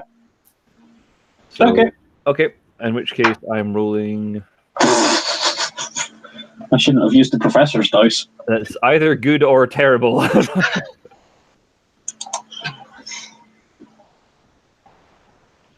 So yes. Well, I didn't get great either. No, but it's better than what I got. Haha! Annoyingly, yeah, like I said, I was using the professor's dice there. That won't happen again. Yeah, you are able to jump onto the gator's head and basically grapple its mouth shut. Its biting attacks are going to be at disadvantage until it dislodges you. Amy, it is your turn. Okay, so just for oh, okay. Sorry. Okay. So no, yeah, I'll have to. So it's at disadvantage on attacks. On attacks now until it can get you off, basically. Right. Okay. I will use my thorn whip to whip around its mouth and kind of restrain its mouth. The thorn whip doesn't last for longer than the spell. Ah. It's an instant damage. You can absolutely use it, but it disappears at the end of the cast. Oh, it disappears. Oh, okay. No, that's fine then. Okay, no worries. I won't do that. Okay. Yeah, it's a good damage spell. Okay, sure. I'll aim for its eyes. Do you specifically want to aim for its eyes, or are you just saying that narratively? Do you want it to basically to call the strike and make it a harder to hit? No, I'll just go like you kind of aim between the eyes type thing, like just a general, like not. Oh, okay. Yep, that's fine. For the eye, but yeah, like okay, so that one is a roll. So thanks, Pete. You're welcome. So that's +6, so 16. Yeah, that hits. So yeah, so I'll throw out my thorn whip, like aim for the eye. Okay, roll your damage. Okay.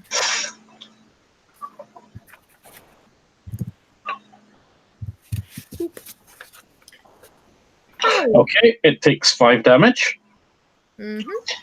I'm maintaining, given that you're holding its mouth shut, it still gets disadvantage on biting. But I'll keep its speed at 0 because dwarf on it. The professor gets a shot this turn. Ah, yeah. Oh, her dice actually do work this turn. She hits it, and she is going to do some damage. Woo-hoo. It's injured. It's still going. The crocodile is going to attempt to dislodge you, Pete. Bring it. It's going to make it a post strength check, please. Yep. Okay. Ha-ha! Yeah, it didn't roll better than that, unfortunately. It is still with dwarf. It is your turn, Pete. Okay. So maintain the grapple. However, that only uses up one of my attacks. It's not a monk weapon. No. Well, hang on a second. So if you're Flurry able of to make multiple attacks, then the attack replaces one of them. Yes, but Flurry of Blows is basically punching or hitting with a monk weapon. Flurry of Blows. Oh, so it has to be actual blows, basically. It's in the title. It's in the name. Uh-huh. Hang on a second. Let me just quickly double check, because I thought that it was essentially as long as you're using unarmed strikes, you can make an extra A grapple is not an unarmed strike, Pete. It's a grapple. Don't dispute me on this. Okay, fair enough. Okay. Okay. In which case, yeah, no, I'll just maintain the grapple. Okay. Amy, your turn then. Okay, so I've used both my spells, unfortunately. So I will go for the throat with my scimitar. I thought Thorn Whip was a cantrip. Oh my god, it totally is. Yeah, let's go for that instead. No, actually, no. I'll still go for the throat. Okay. I can't find my stats for my sword though. It's a +3 to hit. +3 to hit. 1d6 +1. Damage, yes.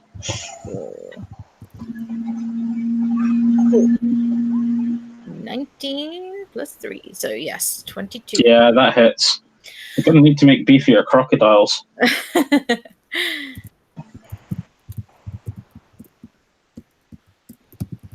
And that is 7 points of damage. Well, the monster manual says they have 19 damage, and that takes it well beyond 19. Whoop. Dead. Yeah, so I run my sword across its throat, Yep. Yep. You kill the crocodile between you. You all manage to do damage on it. Yeah. Okay. Whoop whoop. Something weird happened there.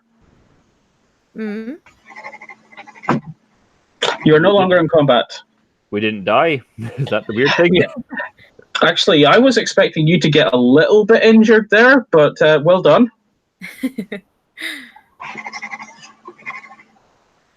You did well to close its mouth. Keep its mouth. Thank you.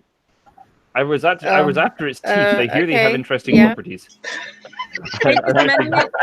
I'm going to actually take a couple of the gator teeth as trophies. Yeah, take as many as you like. I don't want any of those. I also hear they're quite tasty, actually. What, gators? Yeah. Okay, sure. Ready to try some? Yeah, okay. And then just chop a bit off its back, kind of thing, and get down to the. Yeah, we'll get a gator, skin it, and then take some of the meat.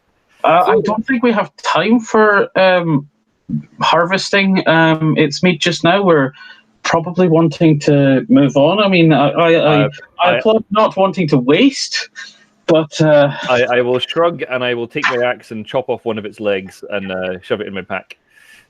And then I remember why I'm vegan, and then I don't eat. I'm like, oh, no, I'm good actually.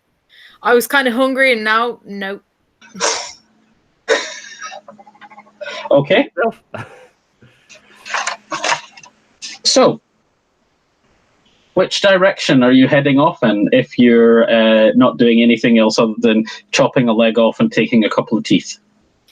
Should we kind of carry on forwards, do you think? Like deeper into the swamp, do you think? Or like, what do you think? Just to the next tree?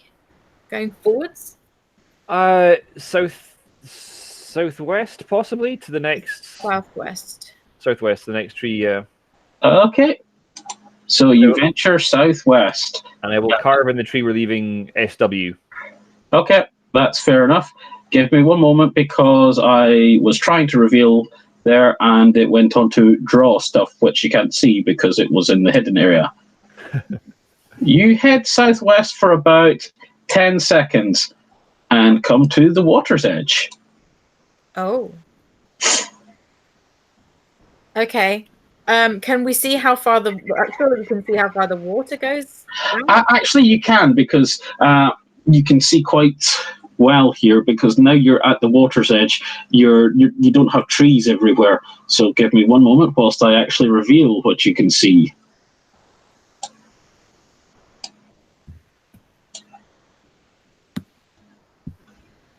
That is not a swamp. That is water. There is water in swamps. I know. I just. Sorry. I'm not wading through that. That does look quite a bit deeper than your the sort of like the streams you've been wading through. Hang on, you can see a little bit more down here now that I think about it. So can I'll like pick up a twig, and like just produce flame and burn the end to make a bit like a charcoal thing, and then can I just draw the lake like where I think it is, like on the back of the map, to kind of like, so I can almost make my own map as I go. Okay. Are you planning to do that using the map in the top right of the screen, or? We'll probably just do it on the back in case, like, just in case we don't, like, because we don't know where we came in from, right? Do we know where? You do not. You're quite right. So I'll put it on the back. Okay. Do you know how to ping on this? No. You know how? Okay. If you, on the left-hand side of the screen, there's the sort of like the toolbar. At the top, there is the arrow. Yep. If you click on select move and then just hold down. Yeah. The left mouse button. Oh yeah, I see. That's how you ping. Ah, okay. Ooh. So, if you would like, do you want to indicate where you think the lake is on your map? I mean, it's to give me an idea of how close you are to the truth. we've come in from the north. We've come in from the north, and then we've gone west for a day. Yes, that's true. And so, so can I ask the professor? Is north apparently on this map like the top of the map? That was my understanding. Yes. Okay. So I would say probably around here somewhere. Okay. Like, so come in from the west for about a day, and then gone kind of like partly southwest. So yeah, I guess like around here. Okay. So by that, you reckon we should head south? Yeah, I think further south. Okay. We're going to have to find a way to. Well, actually, I can see that this water seems to stop there, so that's good news. We can get round the outside, I guess. Yeah. Okay. So you start heading round the outside of the waterway. Okay, I'm guessing there's going to be a lot of gators around here. So I'm not going to make you do random gator checks all the time. That would get incredibly boring. Okay, you start heading south, and you're not quite sure about the scale of the map, but you head south you pick your way through the trees, marking your way along on the basis that, hang on, on the basis that you thought the waterway is here. Is that correct? Sorry, I can't see that. I've scrolled down. Around like there. Okay, so you're heading south from there, and whilst you don't know the scale of this, you knew that the journey south should get you there theoretically before lunch on the next day. Mm-hmm. So you begin traveling south. You wander, and like I say, you mark the trees as you go, because you don't want to get lost in a place like this. It's pretty horrible in here. I mean, you don't run into any other gators. I mean, possibly the smell of dead gator on you might put them off. Who knows? You travel for an hour. It's tough going. No statue yet. You're not all walking bunched up. You're walking a little bit. You're not walking too far apart in case you get into bother, and so that you can't really get jumped randomly. But you're also spread out so that you can keep an eye on things. Nothing but trees so far. Do you want to continue south? Do you want to change direction a little bit? Yeah. Should we kind of go a different way? Do you think? I'm. Can I try and make just sort of an intelligence / investigation check, looking at what's around me and then looking at the map?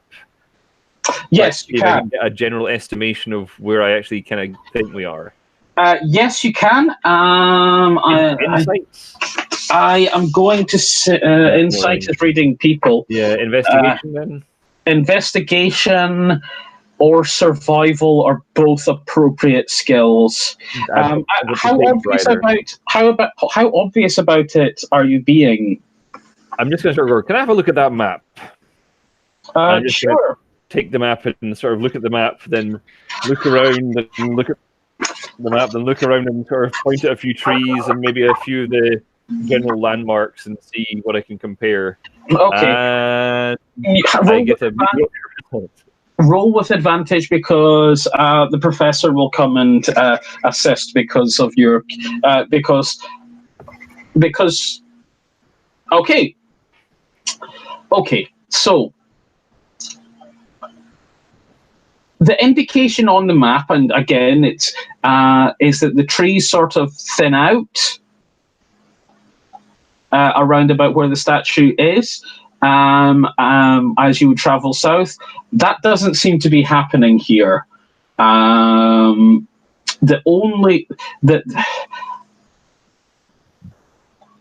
don't think south is the right direction from where you were when you started, but you're not sure why. Possibly you weren't where you thought you were. See, but you can't quite figure out where you were. The statue is A on the map, am I right? That is correct. Right. I'm gonna theorize that we're actually here. Hang on, sorry, my screensaver keeps popping. I think that's where we started. Okay. Or possibly, I think that's where we started, or possibly up there. So I think going south is less an idea more than it is going further west. So if we go around the water and then up the other side. Yeah. And meanwhile, John's maniacally laughing, going, fools. I shall be lost here forever. I thought I was only going to get 2 sessions out of this. I can see another 4. And you wander around lost. Lots and lots of alligators. Lots of alligators. It's not just going to be alligators. I have other things in this swamp. Okay. Yeah. So, yeah, maybe. So you're thinking we're further north, further south than we think we are. That is more or less what you were saying. Yeah. Yeah. My thought is further south than we think we are. Further north than we think we are. Yeah.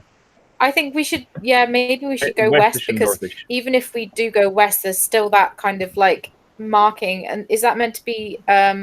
Is that a building? Which one? The kind of big dark marking, like in the top left-hand corner. So there's the buildings at B, and then there's something at C. I can't remember what it was. Yeah. The buildings at B are where you're trying to get to. So if we definitely keep going west, then yeah. If we definitely keep going west, then that will surely make it there, or at least like yeah. I think you're right. We should go west round the bottom of the lake and up. Okay, so you're backtracking. Am I understanding you correctly? Well, no. If we're going west, then because it's never. I was figuring what we were doing is if we go because we were there. Yes, yeah. And you've travelled down, and I'll be honest with you, you met the edge of the map. So where are we now then? So we're Off here. the map. Off the map. Yeah. Okay. Yeah. Could you reveal where we've gone to, please? Yes, I can actually. Technically. So we've come in from the bottom. Oh, okay. So we've come in from the side there. Oh, okay. Sorry. Next time I will make the map bigger so that if you go in another direction, there's more mystery. But actually, yeah, you've gone off the map. Okay. Sorry. So what I think we should do is if we go back to the edge of the map, then go Yeah, around, we're definitely not cheating here. follow around the water's edge. Yeah, so we think that the water's edge is around here, and we should go up and round it. Yeah. So Okay. Down, and follow it from the bottom up and around the side. Yeah. Yeah, okay. Okay. So, yes, okay, fair enough. So you are backtracking. You get back, again, it takes you about an hour to get back, maybe slightly less because you're walking with a little bit more urgency, perhaps. Yeah. You're not stopping and searching as much, so much as you are actually heading back the way you've came and just keeping an eye out for the little marks you've made on trees. You get, let's say it takes you about 45 minutes to get back. You find the water's edge and you begin the process of heading round the water's edge.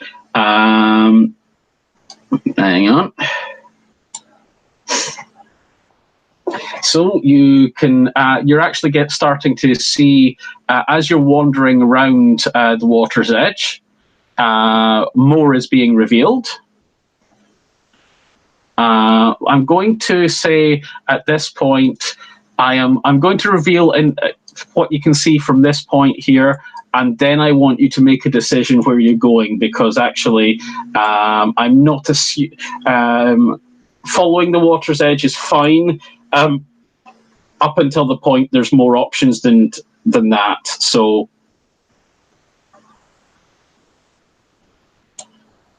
where are you going? Hang on.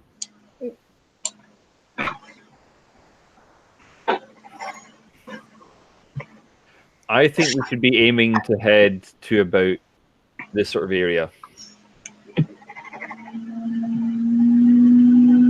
Sorry, I can't see. I couldn't see that. Where? There. Yes. There. Yeah, okay. Okay, so you're going to cross over this waterway.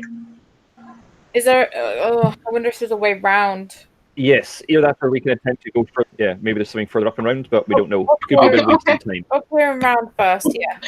Okay, so you're not going to cross not straight away anyway. Yeah. Okay, that's fair enough. That's why I'm stopping at this point, so that I'm not taking control and being accused of railroading you.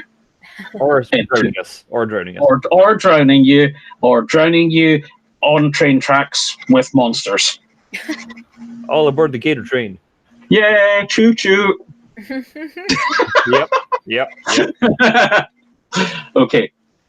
So the waterway goes round a bend, as you can see.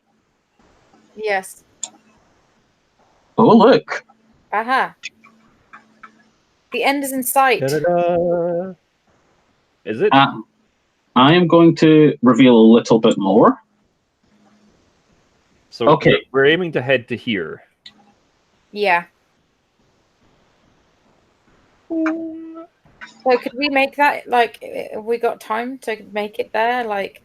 Oh, yeah. I mean, you would, once you actually backtracked, it was still difficult going, but you had a very definite path. So it's only taking you about maybe an hour and a half to navigate round. And actually, to be honest, it probably didn't even take you that much time. Oh, okay.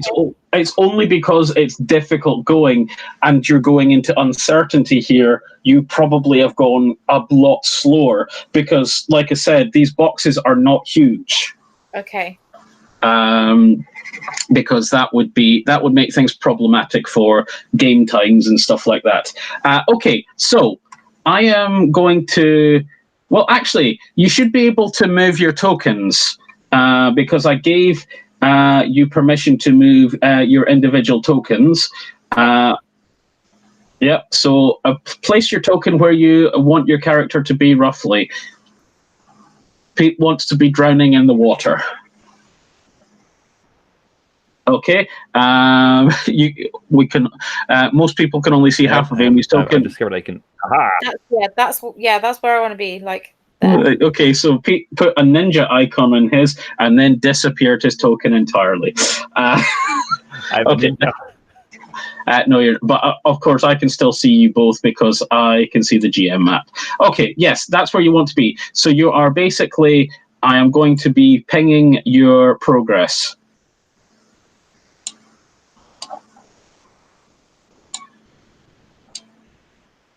Does that seem reasonable? Yeah.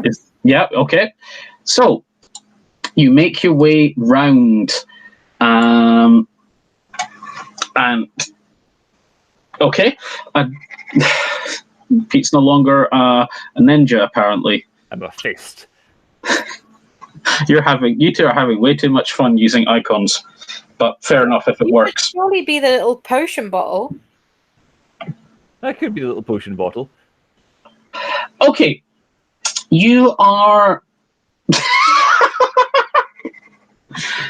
You basically walk around the waterway and you venture into this area. Make survival checks, please, because you're searching an area now. Because you think this is the area you need to be. So make survival checks, please. Okay. Wow, Professor's doing really badly tonight.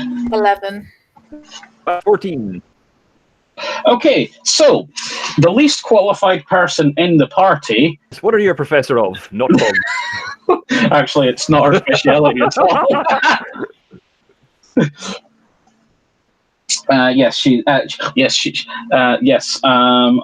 She's really struggling because she's not used to swamps and bogland. It's almost like she hired adventurers who might be able to help, given that she's not an expert. Actually, on might. Yeah, Pete, you find actually the trees clear a little bit, and you see a cave over here. There's a cave over here. Yeah. Okay, so you describe. You see this cave over here. Mm-hmm. Okay. What do you want to do with this information? I'm going to point out the existence of the cave over there. Okay. What point? What part of the day are we now? Like what? You're in. I would say mid-afternoon. Okay. Are we about to explore this cave? I think we are. There could be a statue inside. Okay, so I like can I find like a dry-ish piece of wood to like make a torch of some kind? Yes, of course you can. I own a torch actually, but is that like a lantern type torch? Yes, it will be. Okay, I'll make my own, seeing as I've got the ability to make my own. Okay. Cool. And we have dark vision, so it should be okay. Not whilst there's a torch burning, you don't. Very good point. Yes. Uh-huh. Would you prefer I don't? Well, you won't be able to see anything, so let's just go for it. It's fine. Okay, I'll try. If you guys go forward, I'll try and like. Actually, it might be good for me to be in the middle of you guys. Yes, that might be the deal. That sounds Besides, like to shield the professor like because she's paying us. Wait, are you going in first? I was planning to, yeah. Okay. So you venture into the cave. Sorry, I was looking at my notes there. Did you say you were going with a lit torch or not lit torch? With a lit torch. You're going in with a lit torch. Okay. Yeah, I have one. Yeah, that's fine. You wander into the cave. Inside, you have... It widens out after about maybe just a couple of meters into a sort of like a grotto. And it's... you've got water in front of you. Not much, but it's sort of like a little pool. And you have plants and vegetation all around the interior of the cave. You've got vines hanging down the walls. You have like actual shrubs and things like that around the sort of like the entrance towards the grotto. You can even see what you would think actually what looks like trees on the other side of the grotto. Ooh. Which is weird, given that you're underground. Yeah, within the cave, like I've never heard of that before. Yeah, really. These are tree grottos, not giant mushrooms. Not giant mushrooms, no. Okay. I just wanted to check. Okay. Because of spores.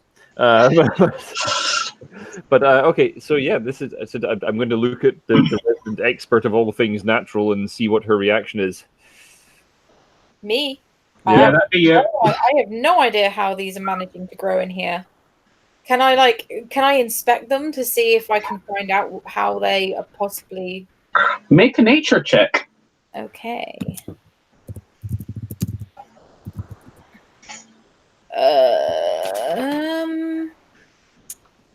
11. Yep, no. They appear to be some kind of tree. Maybe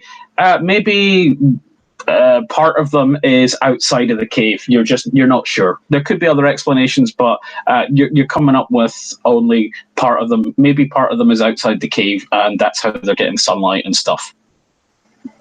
Oh, okay. Or maybe they don't need sunlight. Maybe you don't know. You don't know. Magic. Maybe it could be. Maybe they run on some kind of magical electricity. Ooh.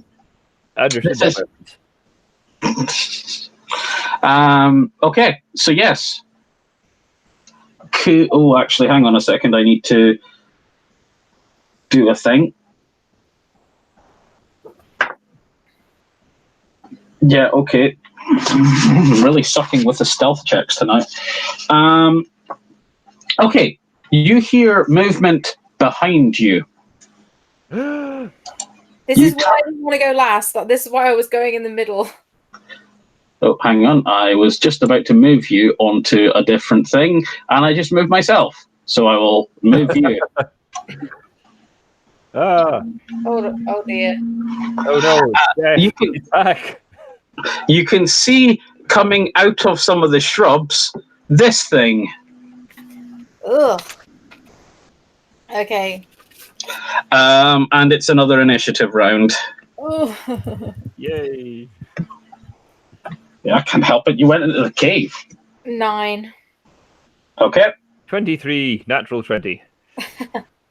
Then that's first, basically. Yep, that's first. Okay, so Amy, you got 9, did you say? Yes. Okay, so wow, the professor rolled good this time. Pete, you are going to be going first against the creature. Then it's going to be the prof. Then it's going to be Amy. And then it's going to be not Swamp Thing. Can I ask a question? Yep. Is it doing anything? Is it just standing there looking at us? No, it's it's moving towards you menacingly. Menacingly, okay. With menace. And it appears to be made of plant. It appears to be made out of plant.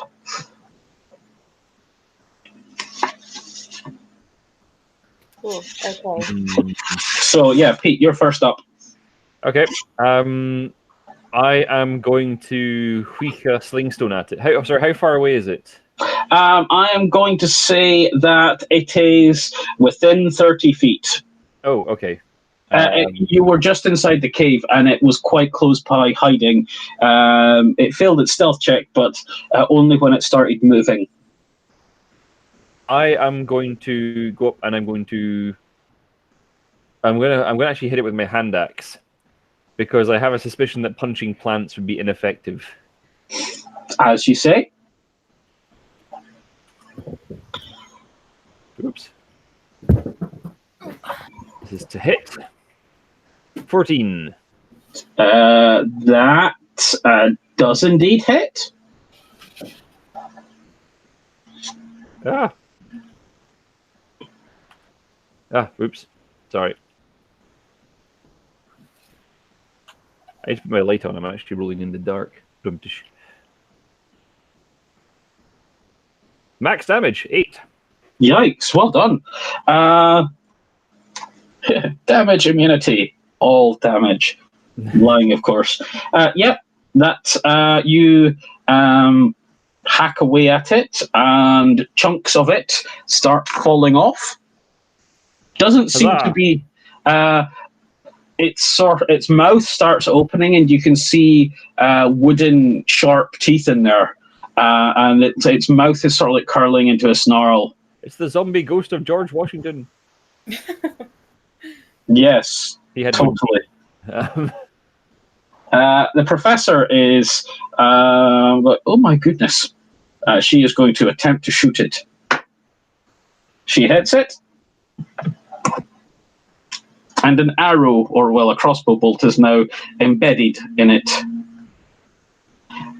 Amy? Okay, I am going to use my torch and drive it as hard as I can into its chest. Try and set it on fire. Okay. Make a melee attack roll. Yeah, it's going to be your strength. Roll d20 plus your strength plus. Oh my god! Oh, never mind.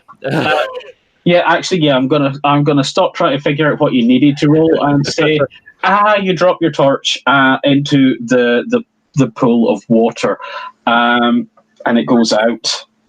Okay, I will try to move back then.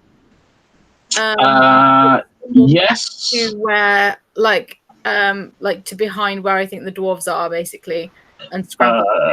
I'm gonna make you do a roll for movement at this point because suddenly it's not quite as light in here as it was. Okay, so what am I adding? Am I adding anything or? You're fine with that. I'm good with that. 15's fine. But yeah, you are. That being said, you did just leave its engagement area, so it is actually going to make an attack on you as you leave. Yeah. So it is going to slash at you with viney things on the end of its arm. Well, actually, technically, it's bludgeon you because they're woody, viney things. Oh no! It's not got thorns; it's got extra clubs. Yep. What's your armor class? 13. Oh, it misses. Oh, good. But it was another sucky roll. It's a total fluke because I basically stumble and crawl across the floor. It pretty much is a total fluke, but yes. And actually, possibly your stumbling helped you. Yeah. The creature is now going to attack Pete. It's actually going to try. 15. Okay, it's going to try and envelop you in its vines. It has an ability called Constrict. So grapple then. Basically, yes. Is it contested or? No, it's a. Oh dear, yes, it's hitting you definitely, and it's going to be doing 6 damage. Okay. And you're grappled currently. Okay. And it's back to you. Yes, you are actually. You have vines actually wrapping all around you at the moment, sort of like crushing you in. It was bludgeoning damage, if that makes a difference to you. No, it doesn't make any difference at all. Okay. As I'm not a rogue, barbarian, or dragonborn enemy. Or undead. Or a skeleton. But anyway, I will try and break the grapple. Okay. Then make a strength check against it, please.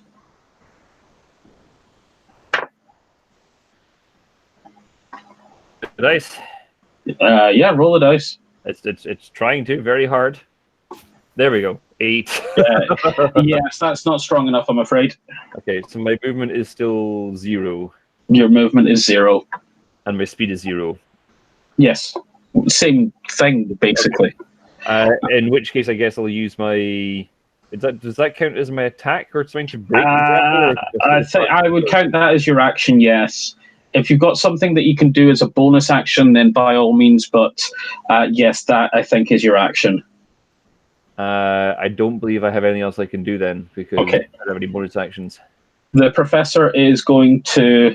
Actually, does she have another weapon? Yeah, she does.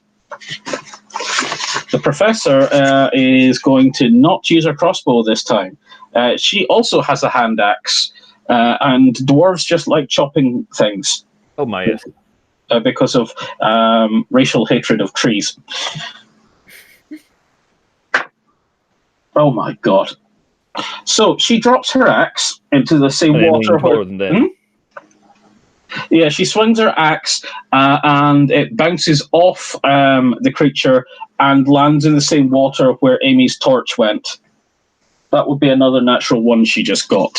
That is her second one this evening.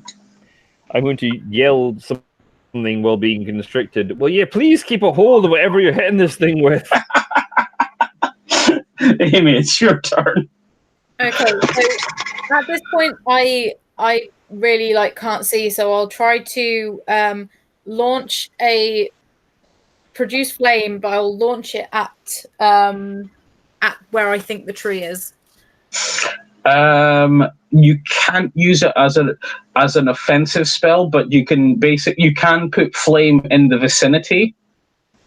It says that you can hurl the flame at a creature. Does it? Okay. Sorry. Yeah, make a ranged spell attack. Okay, go for it. Sorry, I've not had that spell before. Yeah, I thought it was. I thought it was passive. Go for it. Yeah, cool. I think you might be thinking of control flame, John. No, I thought that one did it as well, but it's fine. Yeah, it just says you can also go for it. Flame. Cool. Oh, great. You missed. 9. Oh dear. 9. Okay. Essentially firebolt for druids. Yes. Yeah, that makes sense. Okay, creature gets to go now. So I just completely miss, basically. Yes, you did. While I do that though, can I see where it is?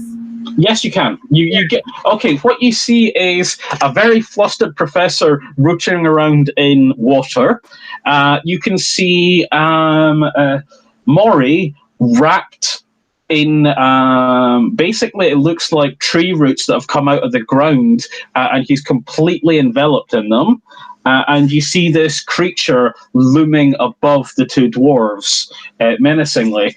I'm going to actually not make you roll for this because you suddenly remember there was another point on the map that was neither statue nor village, and it was a place to avoid. And you reckon you might actually be in the place you were meant to avoid. Okay. And it's getting a shot this turn.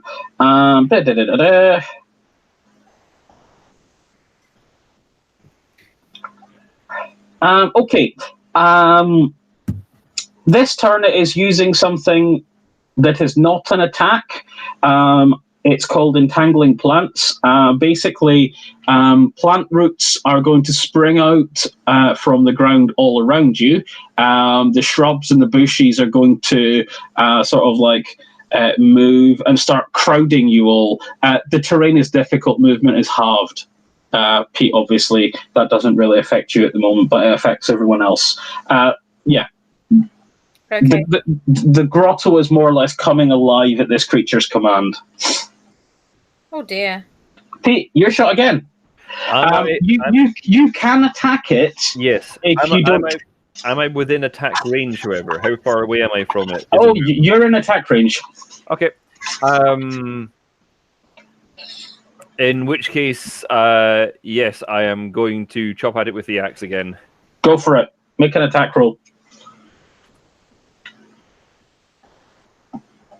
Oops. 1d3 plus 14.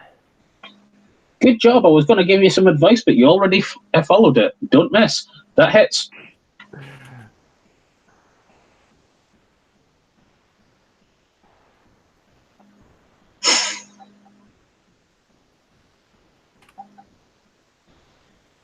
Oh, I need to put a slot.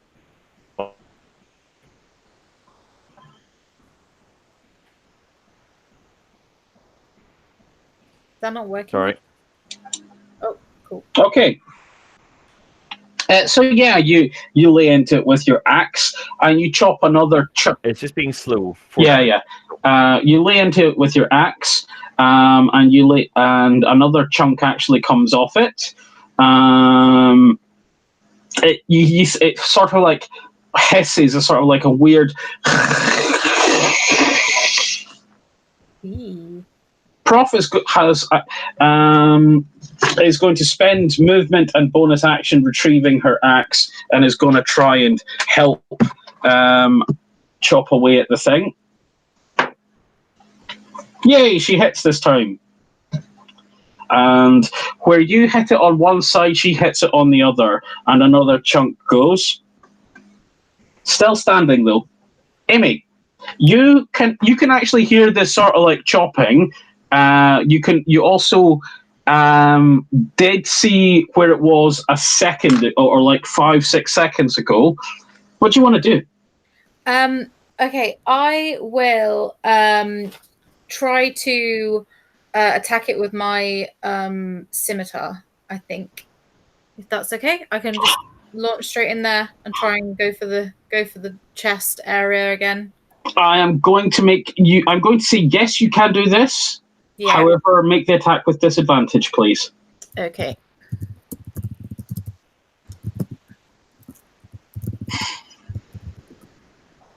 Well. Okay, fair enough. Yeah. So that +3. So. Yeah, they both would hit. Yeah. It doesn't have high armor. It just has a lot of health for a low-level creature, and plenty actions, which are quite cool. And actually, to be honest, I thought Pete would be out of the entanglement by now. Oh, great. 2. Yeah, it's still going.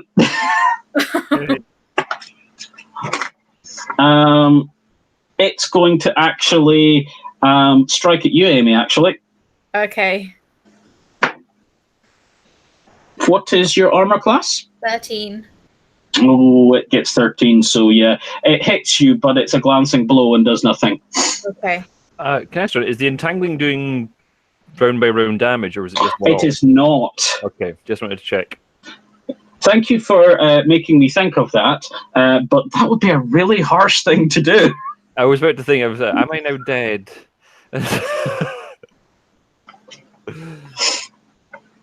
No, it's not doing that. Pete, what would you like? I'm just going to continue to wail on it. Okay, fair enough. Make your roll. Make your wailing roll. In the real world, wailing is not cool, people. Suddenly, anyone who was watching, and yeah, I'm not going to make any jokes or anything like that. That hits. Okay.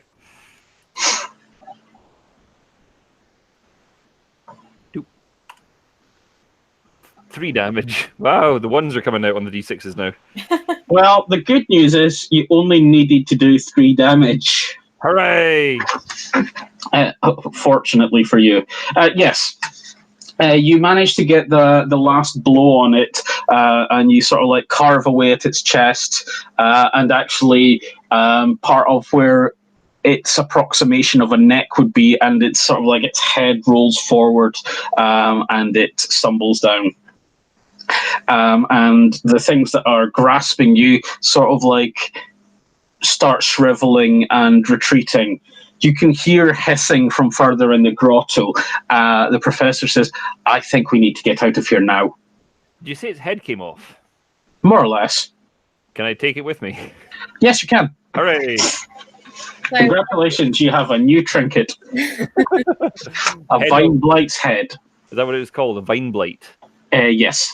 Okay. Oh gosh. Okay. Yeah. So I'll quickly. Are we out of initiative now? So or yes, you are. Cool. Okay. So I will produce flame, so that I can actually see again, and then I will go back outside. Yep. You hurry outside. You can hear shambling in the grotto. Pete, you're looking a little bit worse for wear. I mean, you're still okay, but I'm on 4 hit points out of 10. I'm like, so are we outside now?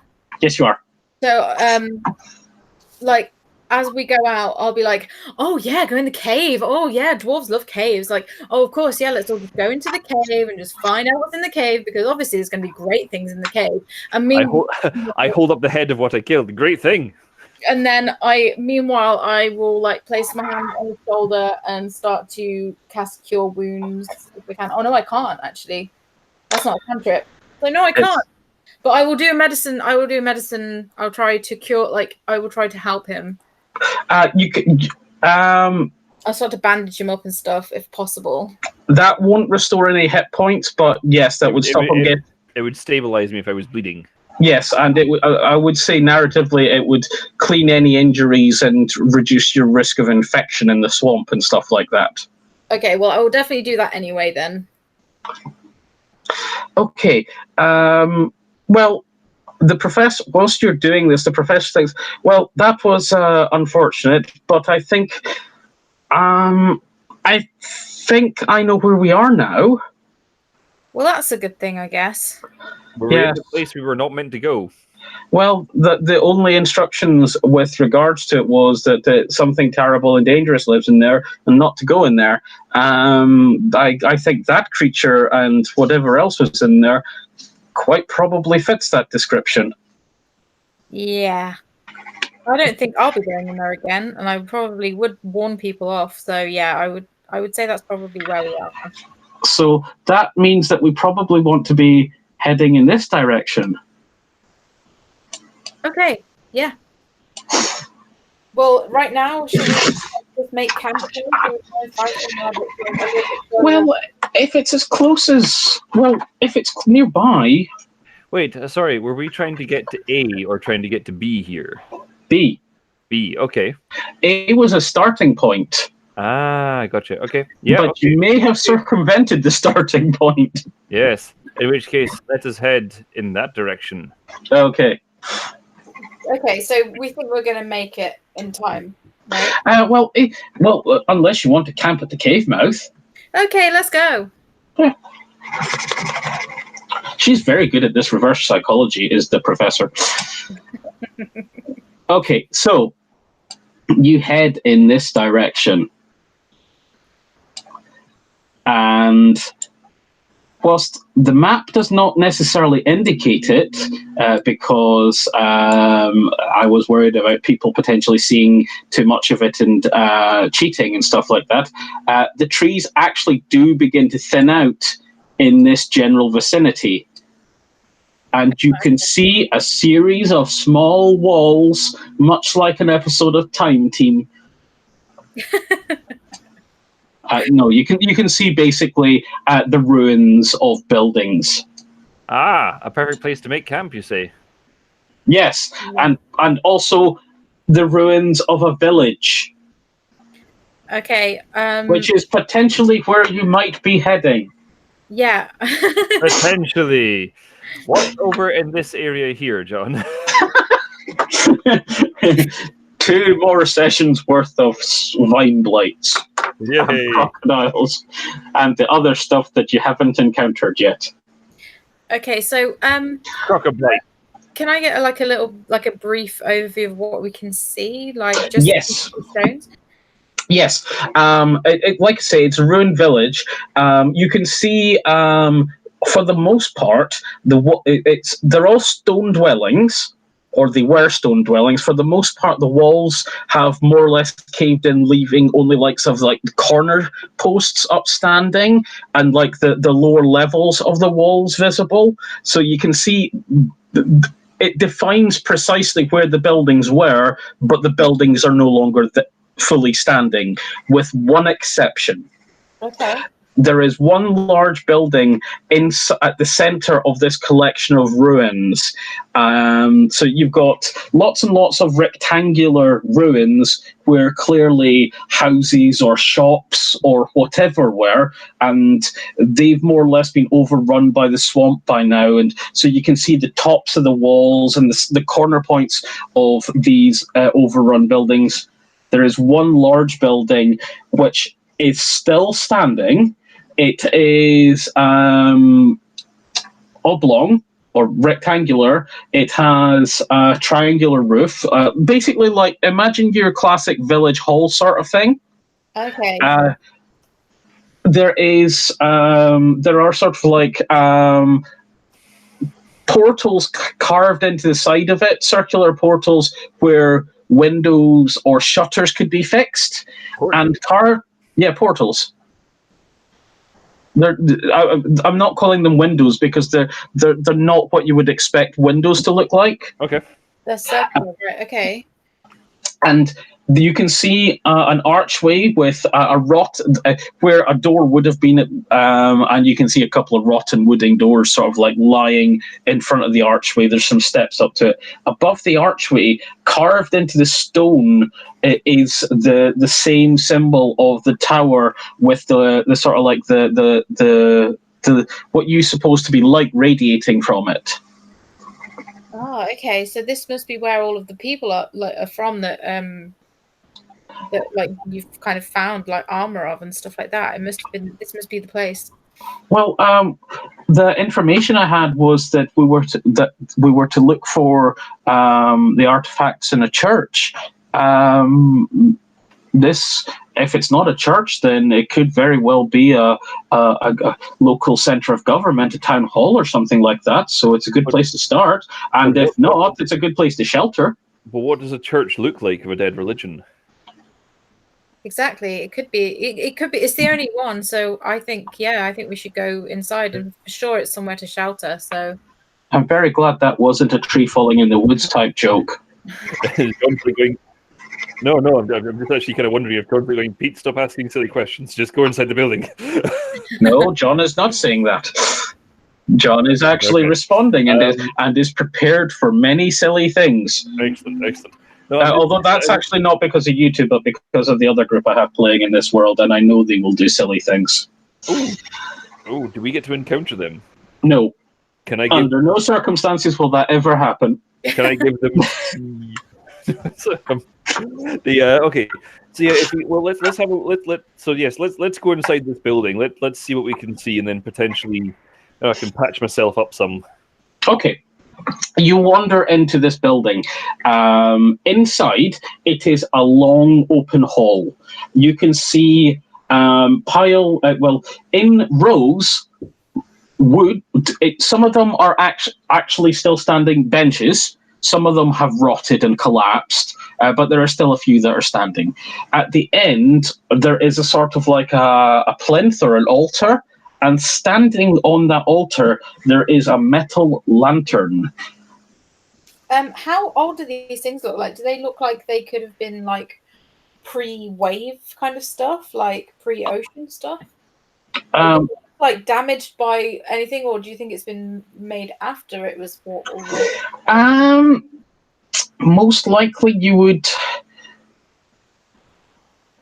Actually, are you saying that out loud? Yeah, can we? Yeah, is there any water damage around? Okay. Well, actually, since as far as I know, no one has lived here since before the cataclysm. So I would say this has to be pre-wave. I mean, it's nothing short of miraculous that anything's still standing. And then her eyes drift back to the lantern, and she sort of moves forward. It's really odd that there's like signs of life then. Life? I guess because if it isn't a habitable building and we don't tend to have this place mapped by anybody and stuff like that, it's perhaps weird that there's a lantern. Still sitting here unstolen, you mean? I guess so, yeah. Yes, actually, that is a good point. Light it. Okay, I'll try. Let's see what happens. Okay. One moment, please. She actually hunkers down in front of the plinth and starts fiddling with the stone underneath it. Pete, you can make a perception check if you like. Yeah, I'm kind of wondering what she's doing. I actually may just ask. Okay, ask. Excuse me, what is that you're doing there? Well, you light the lantern? No, I'll do that in just a second, but you don't. Okay, she's actually yeah. I'm trying to see if there's. You're asking, and you're also examining to see if her answer is honest. I'm guessing, basically. Pretty much, yeah. Okay. She tells you which. Okay. What I'm here for is a lantern, but our sponsor has information on a second thing that is somewhere nearby. I'm wondering if there's maybe a storage unit under here, a secret compartment or something like that. Given that you're a dwarf, Pete, with stone cunning and whatnot, you would actually think, it does look like she's trying to activate some kind of panel or something like that. Do I just, basing on that, would I make a second roll perhaps, and then see if I can see like a secret door, hidden panel type thing, if I can find something?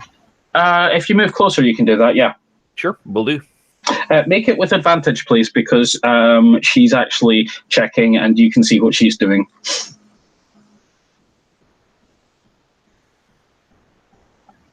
Actually, you'd have advantage anyway because you have stone cunning, or I'd give you advantage because I would say make it. Wait, stone cunning. It's a plus 6. So 21. Yeah, okay. You actually run your fingers over part of the plinth and suddenly you feel it clicking in. And actually some of the stone slides away. And there wasn't a seam there before. Incredible craftsmanship. Done by a dwarf. Well, I suppose it's possible. I mean, we've been around forever. I suppose it's possible these people had dwarven smiths come and crafts people come visiting them from time to time. But well done. She pulls out. She reaches in. Careful. Oh yes, of course. She slowly reaches in, and then yes, and she slowly withdraws from the sort of like the container, a book. It's a leather-bound book that has the same symbol on the front, and it's sort of like it is secured shut with a sort of like a latch. And she says the sponsor was looking for. I'm reasonably certain this is what our sponsor was looking for. Let's see what lighting the lantern does. Wait. What? Have a look in the pages of the book. See if there's anything drawn, unless you can read it, about what happens when you light the lantern. Okay. She undoes the latch, opens it up. There is a lot of writing in there. Pete, what languages do you speak? Common, Dwarven, Druidic. Yeah, it's none of those. That's right, Dwarf. That's right, Druid. I can understand what you say. It actually makes sense given your profession. Yeah, I know. That's where I got it. Yeah, it's none of those languages. There is a lot of writing. There are some diagrams. They look like, actually, they're not. They don't look so much like diagrams as pictures of land masses or islands. Anything familiar? I asked the professor. No, but this actually, I can't read any of this, which I suppose makes sense.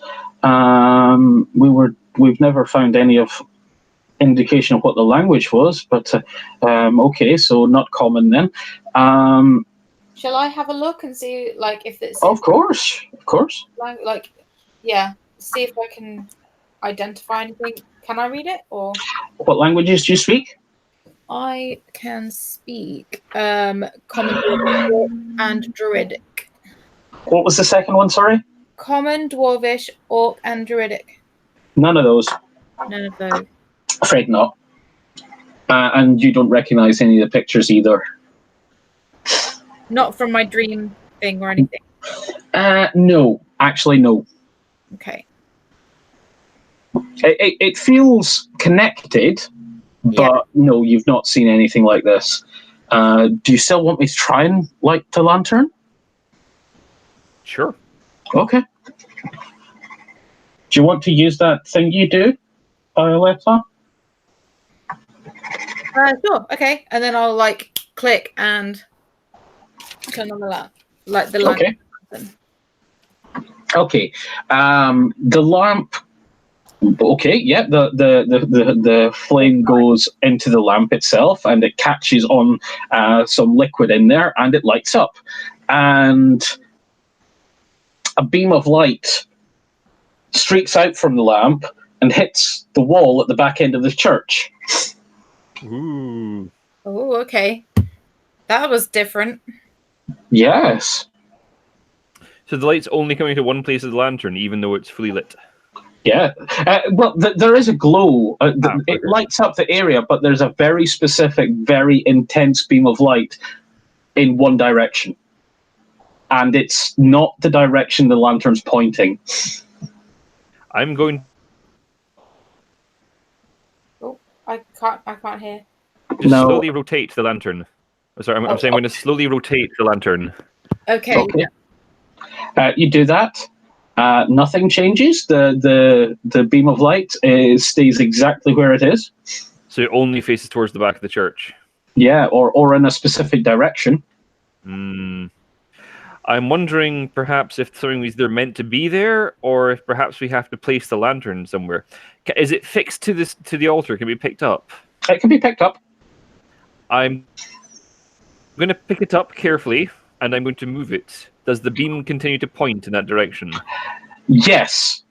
It obviously shifts a little bit, but it's still pointing in the same approximate direction. It doesn't shift that much, actually. I'm going to say to the party, I'm just going to go, I think this is telling us where we need to go next. I think it is pointing in a direction. I think we probably want to make camp here. Actually, no, we don't need to make camp here. We can get out of here. Yeah, you think? Yeah.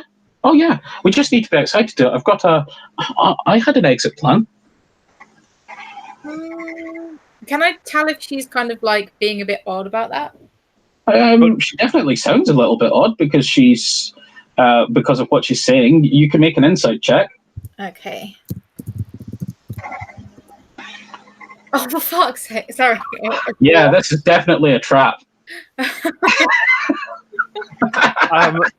I just sort of, as I'm still holding the lamp, can I just turn to the professor and go, but this is obviously telling us to go somewhere. Are you not curious as to what it's saying, where it's telling us to go? I'm very curious, but I don't imagine it's pointing it anywhere in the swamp. Why wouldn't it be? So where will your escape plan take us to? My escape plan will take us to Kingstown, where where my sponsor is.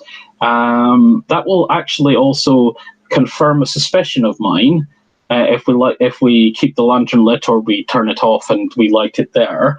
And actually, no, that wouldn't work since we don't know exactly where we are in the swamp right now, I suppose. That's a problem. I have a horrible feeling that somehow taking the lantern away from here is going to summon an angry god to wherever we go. Yeah, I don't know if we should take it. That's what we're here for. Okay, I think we should definitely like douse it though, if we're going. Okay. Well, yes, that's a good idea. But we don't want to be inside when the exit plan happens. Okay. You'll understand in a minute. You actually. You step out. You all step out of the sort of like the building. You can actually see. Pete, I'm going to move your token a second. No. You can actually see coming towards the village in this general direction a group of fairly rough-looking individuals wearing fairly sort of like colourful, garish clothing. Like fairly loud colours. How many of them have red shirts? None of them have red shirts, Pete. That was just a one red shirt there. You can see that they're wearing various weapons. You can see that amongst them there are elves, humans, a couple of dwarves, and they appear to be led by a large half-orc. Okay, yeah, exit plan, let's go. What's pirate bounty? Oh, yes, of course. Yes, let's get out of here. And the half-orc said, don't go anywhere. Village is surrounded. I am going to stare at the half-orc. I'm going to whisper to the professor, how long until your exit plan takes place? Give me a second, please. Just while she's preparing, I'm going to turn to the half-orc and bellow, "Ha! You would be," and I'm trying to remember the name of the guy, sorry. Thok. Yes. Thok. That's right. And we just want the lantern. We don't have any need for any of you to die. We just want the lantern. Well, should you? Sorry, I didn't catch that, Pete. You shouldn't have been trying to kill us then, should you? You sent men after us, didn't you? It was your men. No, that wasn't my men. I'm not sure if I have a reason to believe you. Yeah, can we tell if he's lying there? Make an insight check. That's a very good question. It's also, how far away is he from us right now? Actually, he's probably about 45 feet away. They've not been rushing you. He seems to be genuine, weirdly, and that you weren't expecting that. Okay. Yeah, it seems like we should maybe. You didn't get that, Amy. Pete got that. Okay. It seems like we should maybe leave. Pretty sharpish.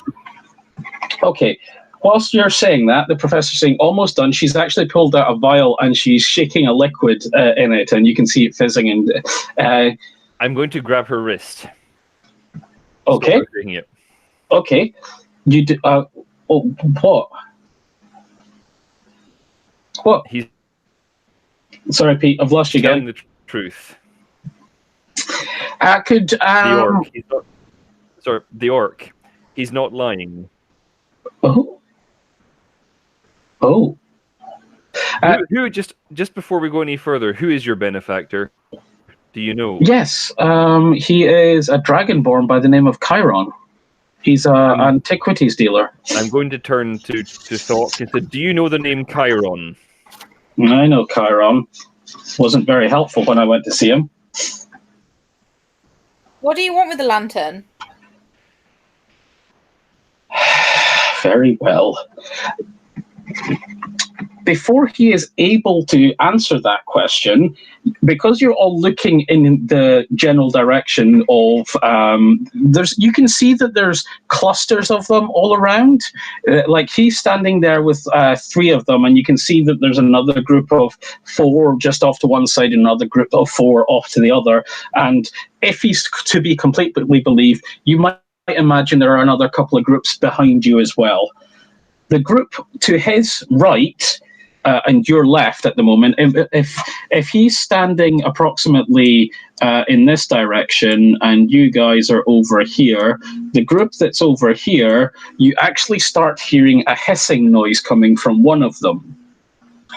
And if they were in a diamond formation, the person who is on the furthest to your left, the right of their formation, you can actually see them sort of slowly swiveling their head towards the person directly at the front. And you can hear them hissing, and the person at the front of that particular formation turning their head startled, like very sharply startled, because that's a noise they weren't expecting. And the one that's slowly swiveling its head begins puking water into their face. Oh dear. And then sort of lunges at the individual with fingers. Basically, goes at them with their hands, tries to claw at them with their hands. Zombie-like. Zombie-like, yes, exactly like, in fact. The group to your right, Thok's left, you hear multiple hisses from like 3 of the individuals in it. Only one of the guys in the group is not affected by whatever this is, and oh crap! Oh no! And you can actually hear him go, no, no, no! And the other 3 very, very slowly turning towards him and spewing water into his face. Thok is standing in amongst a group of, again, 4 of his men, and 2 of them are making that noise. But before they can actually move, he has his scimitar out, and he lops one of their heads right off, and he runs towards you. He's not charging, he's running. Oh my god. Like... okay, so I'll draw my sword as well, like, not towards him, but just, like, ready... Hey. We need to get out of here now. Okay. We can talk later. I'll let go. Yeah, I'll let go the professor's wrist. You going? She finishes shaking the vial. All of the other crew pirates that weren't actually hissing and spewing water, the ones that are spewing water, their skin is turning grey and their eyes are turning black. And those that are being targeted by the water, their skin is also turning grey. I knew I should have kept that red shirt. Wait, I did. The professor lobs the little vial into what looks like a fairly solid patch of ground just off in maybe, say, 20 feet in the distance. And there is a minor explosion on the ground, and you see initially darkness, more darkness, sort of like boiling out of the area into sort of like writhing miasma almost of darkness, and then fire sort of like penetrates through the darkness and sort of like forces its way into the middle, pushes the darkness to the side, and a flaming portal opens up. And she says, "This is for us. We'd best be." And she indicates towards the door, and then she starts running towards this flaming archway. I'll like launch myself after her, like like completely just sprinting, like almost overtaking her, because I'm just like, I'm going. Yeah, you're on board with this, absolutely. Pete, what are you doing? I am going to gently push Throck towards it as well, and then head through afterwards. Okay. You get through the door. You can actually see a stone path in front of you. It's like a stone path made of bricks, or like a bridge almost, and all around you is blackness. You can see maybe about 150 feet down the path, there is a regular door, and you can see the professor running at full pelt across this stone bridge, pathway, whatever. You can hear moaning coming from the darkness, and you can see just faint silhouettes of faces and forms and things in the darkness. She yells back, "Don't look into the darkness, don't answer them, don't talk to them, whatever you do, head for the door." And she doesn't even look back when she yells it. You can hear hissing getting closer, by the way. Yeah, I'm right there with her. Like whatever. Okay. I'm just going through. I don't know. Yeah, that's absolutely fine. I didn't want to take away player agency there. She opens the door and sort of like she gets there. Actually, Amy and Thok might actually catch up and overtake, because she's a dwarf and you two aren't. So I'm going to say Amy actually gets there first, opens the door, and you fall through it. When the door opens, you are hit by Thok running right into behind you, and then 2 dwarves not long after you. You fall into a shop. It's like a little old curiosity shop thing. You can see lots of trinkets and like lots of curios and this, that, and the other. You can see that the door is actually in the middle of the floor. Standing behind the counter, there is a red dragonborn wearing sort of like a waistcoat, a blue suit jacket. He has a monocle. What have you brought me this time, Professor? Incidentally, are any of you looking back through the door once you get into the shop? My plan was to slam it shut. Okay, yes. You slam the door shut without ever seeing what happens to the things that were hissing behind you. The door disappears behind you, and the Dragonborn squints at you from behind his monocle. Well, well, well. Aren't you an interesting bunch? And I think we shall call it there for the night. Just before my witty retort. I am going to stop the broadcast just now. This game will continue at some point in the near future. I hope folks enjoyed. Bye for now. See you later. Bye.